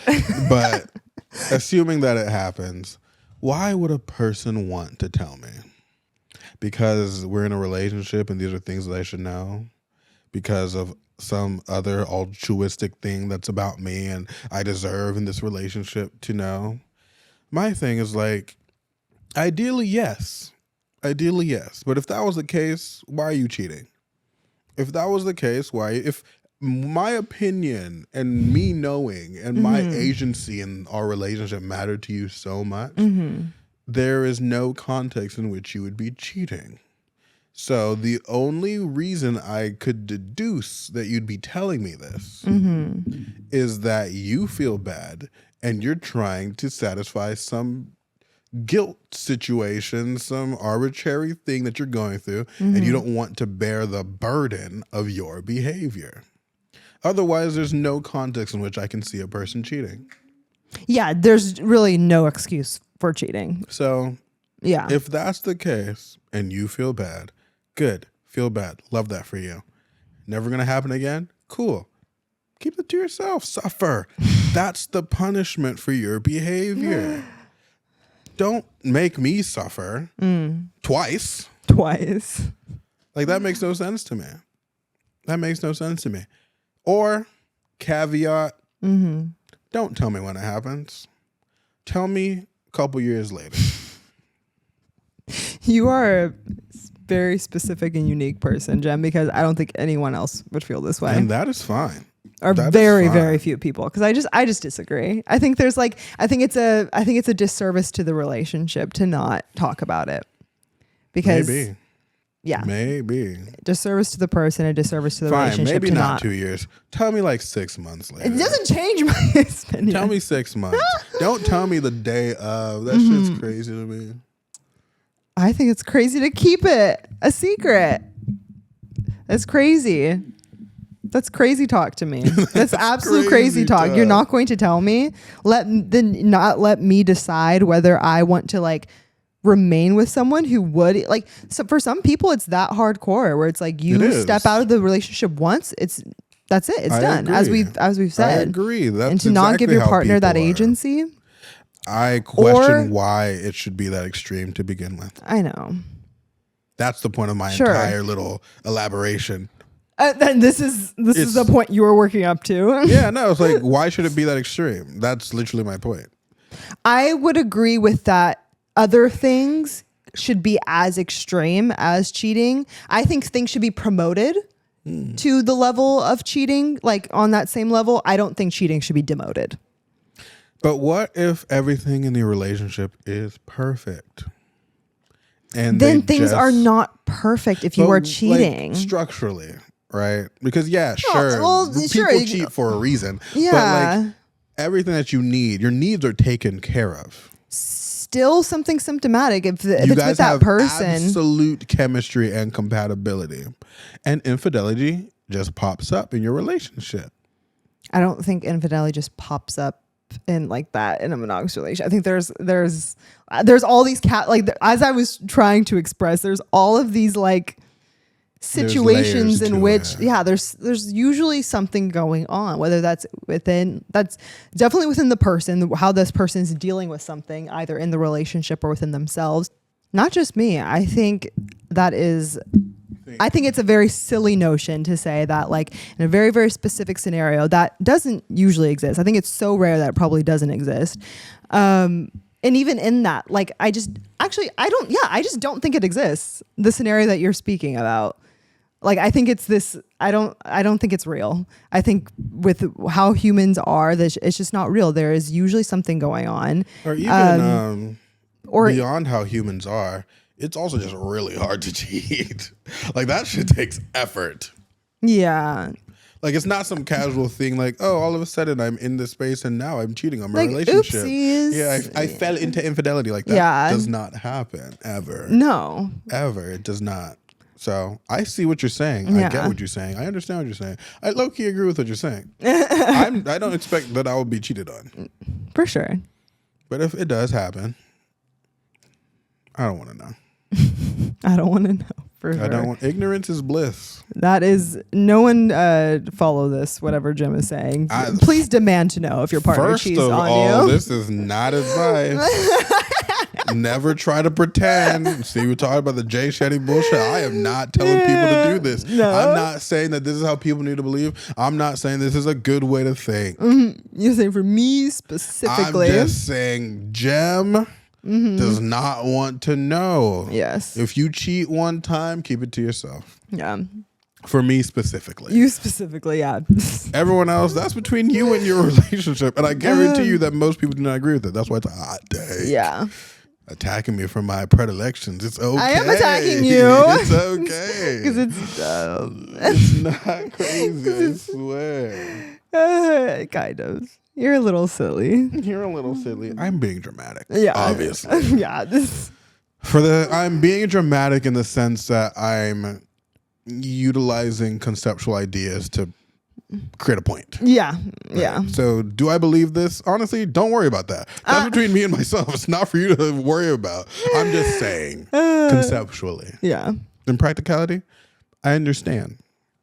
I understand, because as much as I want to separate myself from the ideals of monogamy and the legacy that this structure has had on society for this last millennium, I'm very much affected. Like I said, I'm a romantic. I love the idea of the one above all. Right.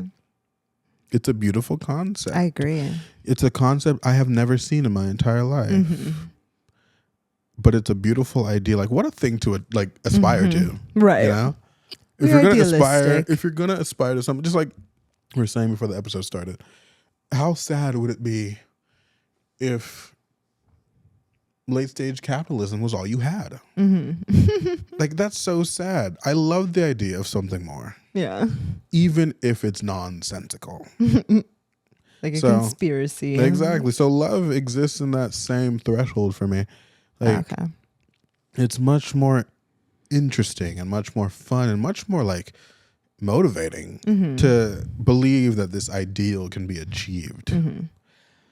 But the practical side of me, and this is the advice that you should listen to. This is actual, like my actual belief system. Since Renee can't take a joke. A joke?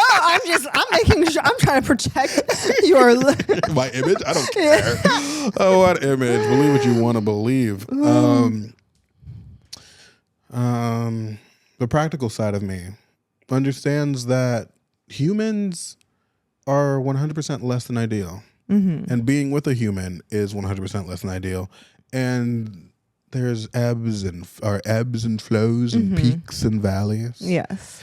And I think the ebbs and the flows and the peaks and the valleys are the crux, the heart, the true nature of what it means to interact with a person. Yeah. That to me is true connection. That to me is the human experience. Right. That to me is what I pursue. Right. I will not give that up for a mistake. If that mistake is a mistake. Yeah, I mean, that's a slightly different conversation for sure. Like, would you be willing to like forgive and like work through like cheating if your partner cheated on you? Me personally, I would. Cheating is not the deal breaker for me that it is for everyone else. Yeah. Yeah, no, I think it depends on what stage of the relationship we're in, right? And me, for it not being a deal breaker, is definitely late stage. Yeah. Yeah. Very, very late stage. Because if you're cheating on me in the first 3 months, bro, we do not have to be together. I'm good. Honestly, be with whoever you want. We're fine. I think even for me, like if it's, but now I'm like challenging myself why I think that way. For me, my initial gut response is if it's anything before like having a family, having kids with this person, even if we're married prior to having children, if you cheat on me, I think that would be kind of an instant like no-go. But if I have decided to make a family, I think the reason why I feel this way is because I think if I've decided to have a family with you and choose and trust for you to be my baby daddy in life, I feel like I feel as if I have vetted that person to a certain degree. Right. And so if I've chosen to be in to have kids with you, then you are a person worth fighting for, I think is what my brain immediately goes to. I love the sentiment. So for cheating to happen, and I know like as like a woman, I feel like people are like, respect yourself, just leave him anyway. And obviously there's certain scenarios where you should regardless leave this person. Even to that point, don't forget the place in your conversation where you are. But like the external situation that comes from being cheated on. Yeah. Right? There's this like internal struggle that people go through where it's like a path. The victim has to almost go through the situation alone and unsupported, because if you stay, you get the reprimand. Yes. If you leave, then you're like, what was all that for? Right. You don't really get a lot of sympathy. You get a lot of pity. Yeah. And you're still very much in love with the person who committed the atrocity. Right. Crazy situation to be in. Yeah. No, exactly. Well, and I think like, I guess like the implications like as a woman, like, because because of the implications of men are the one who always cheat, right? Or not the implications, the like assumption that like men are the ones who cheat, women are the ones who get cheated on. If you stay with a man who cheats on you, so not true. Women cheat just as much. Jesus Christ, women cheat a lot, and like like we said before, like we can't really, because I think I was looking at the statistics of it to see what is out there, and for the most part, the most consistent one I saw was that 20, and this is within the bounds of a marriage. This is not outside of it. Right. That 20% of men cheat who are in marriages, 13% of women. But every single one of these articles that talked about this was like, no, said that for the most part. Most articles said that.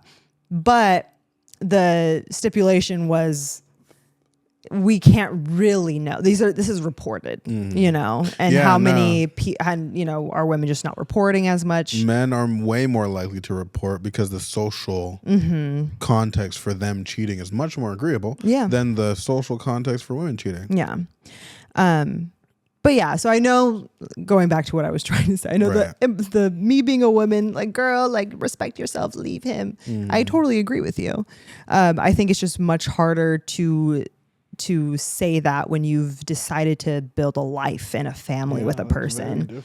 The decision to do that, I hope for you as well, definitely for me, is a really weighted decision, and one that I would not choose a person lightly to do that with. So if it's come to a point where my partner has then cheated on me, that is something that, like, as we have been discussing and have been at length diving into, there's probably stuff going on, and I've decided to grow with this person. I've decided to take on life with this person. And as long as they're willing, I could see myself being willing to work through it. But first they would have to suffer, of course. Yeah. So, a lot. In what ways would you have them suffer? Just out of curiosity. I don't know. I haven't been cheated on while I have 3 kids and we've been married for 20 years. Enough. I'm not sure what that would look like. The suffering, but you would need some type of retribution, and it depends on like there's so many ways to cheat. Contextual. Yeah. Well, just for the sake of conversation. Yeah. Physical cheating. What type of retribution would you need? Whether it's making out or full blown blowing motherfuckers' backs out. This does not make me look good. I don't think I would do this, but I think knowing myself, I would know my gut reaction would be what I would want to do. I don't think I would do it. Cheat back. Yep.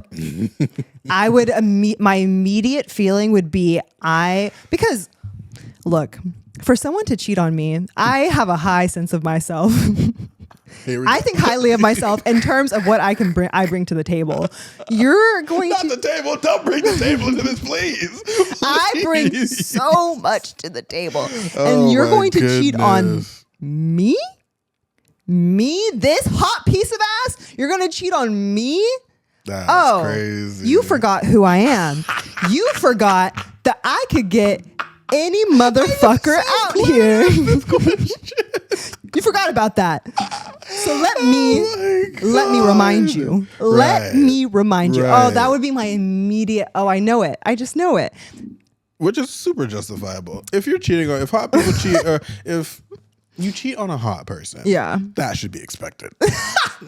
That just comes with the territory, bro. What is you doing? For both men and women. Like, we got options, bro. We got options. Yeah. Cheat on me? For sure. That's fine. Do your thing, 21. Do your thing. I'm going to do my thing. I'm going to do my own thing. Right. That's crazy. Oh, gosh. Yeah.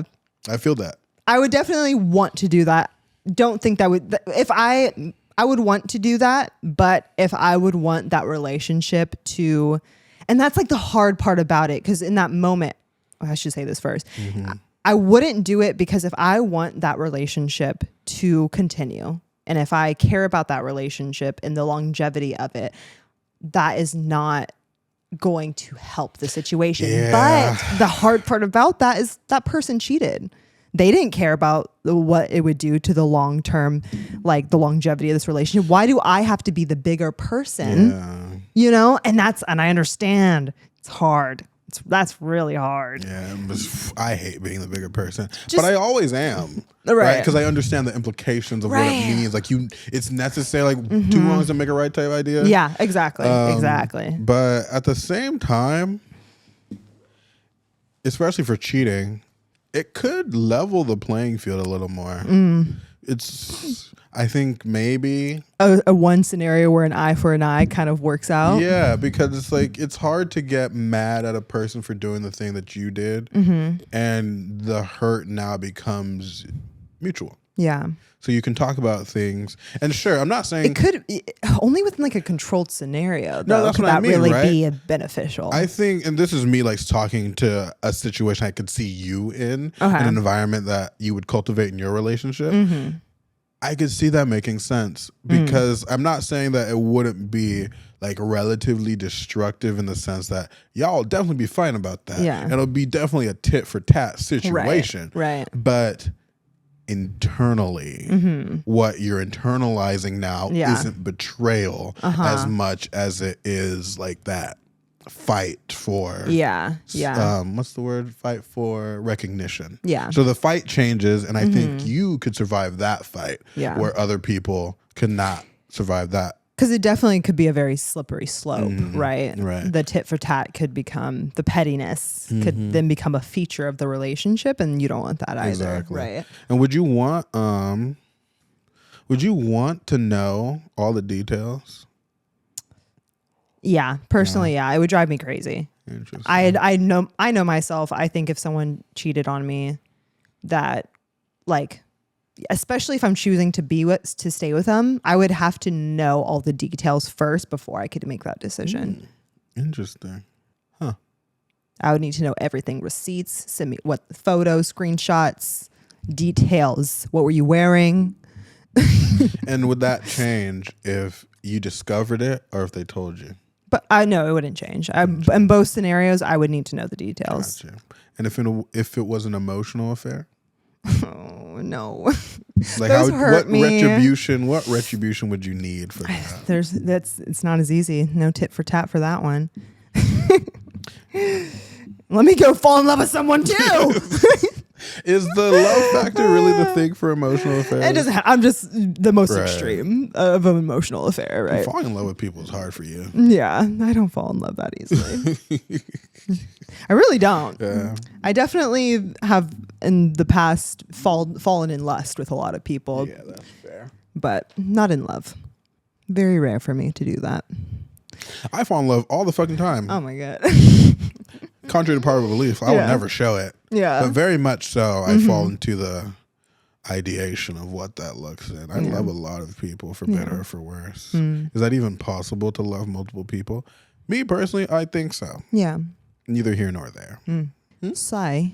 Oh, you paused. No, I think that's it for this episode. Yeah. I think everything else has to do with the other stuff that I want to talk about. Gotcha. So yeah, very. Again, I was not. I had no preconceived notion of where that conversation was going to go. I really like how it developed and where it went. Yes, it was very good. Very, very good.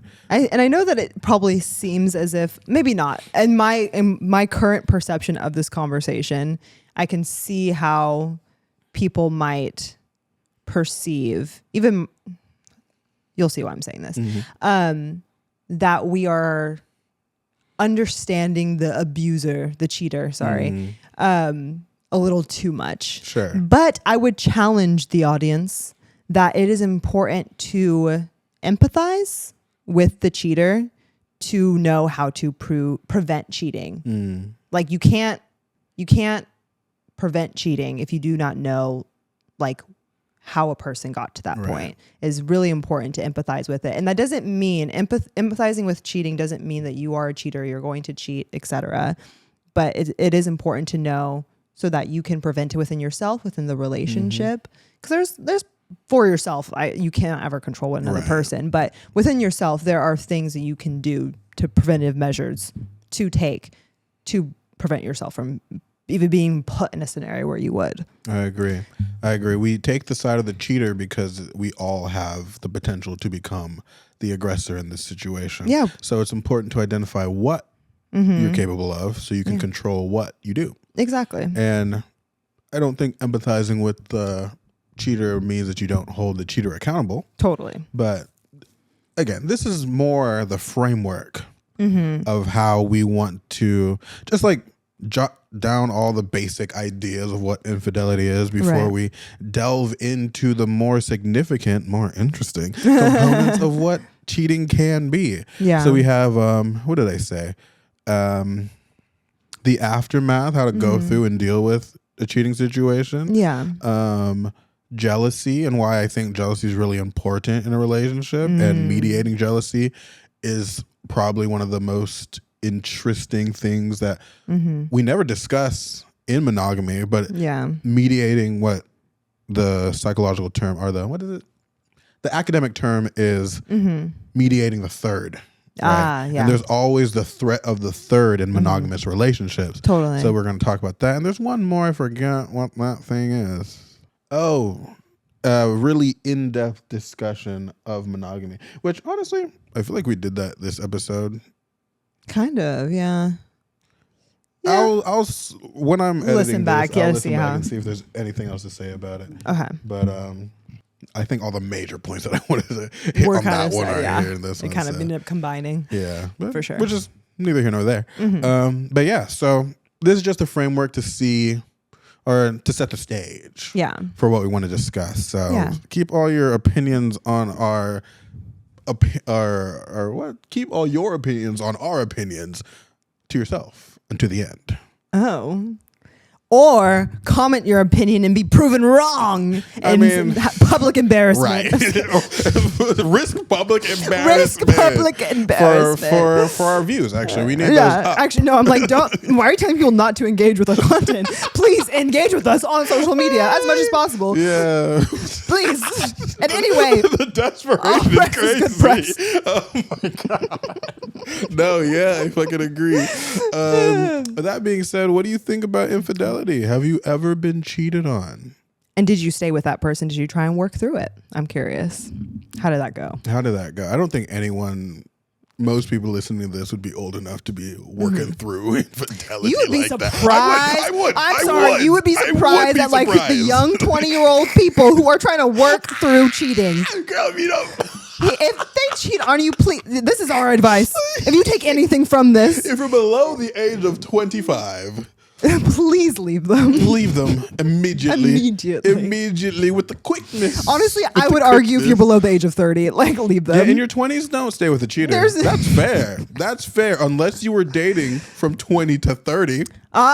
Yes, 10-year relationship context. But yeah, please, if you are a college student, leave them. Please do not work through. Or make your relationship an open one, because you got options. No, leave them. College students cannot handle an open relationship, in my opinion. Cannot. They can barely handle themselves. Yeah. Clearly, they're getting cheated on. Oh my goodness. Well, that's neither here nor there. But yeah, let us know. Let us know what's going on. I'm so curious. Me too. Please follow us. Like I said, all press is good press. Not the begging. Follow our social media. Our Instagram. Our TikTok. Oh my God. We're subscribe to our YouTube. We are so close to 100 subscribers. I know. I was so mad that no one freaking responded to that. No, and you know what was funny? I had like a couple people be like confused, because you know how when you share, like it's like a shared story, IG story, and you click on it, you think you can click on the link, but you still have to go to the original story poster to click on the link. I had people be like, oh, I can't. The link is not working. I'm like, oh, you have to go. I explained it to them. They didn't go. They did not go to subscribe. I put the link on my story. I made it mad easy. Like 1,000 people watched that, and not a single person. I was like, that's crazy. Yeah. That's actually insane. No, it really means not even 6 people. 6 people. That's why you have to just keep. Is that doing embarrassing? That. Should we be sharing this? Talk about public embarrassment. I'm not gonna put that in the podcast, but it was surprising. Wild. I really thought at least 6 people would boost it up to 100. That being said, yes, whatever. Yes, but we are close to 100 subscribers. Subscribe to us if you so choose. Please choose. And like our Facebook page. I'm just being silly. But yeah, that's it. Because at the end of the day, I'm Jem. And I'm Renee. And we're the Intellectuals, signing off until next time. Goodbye.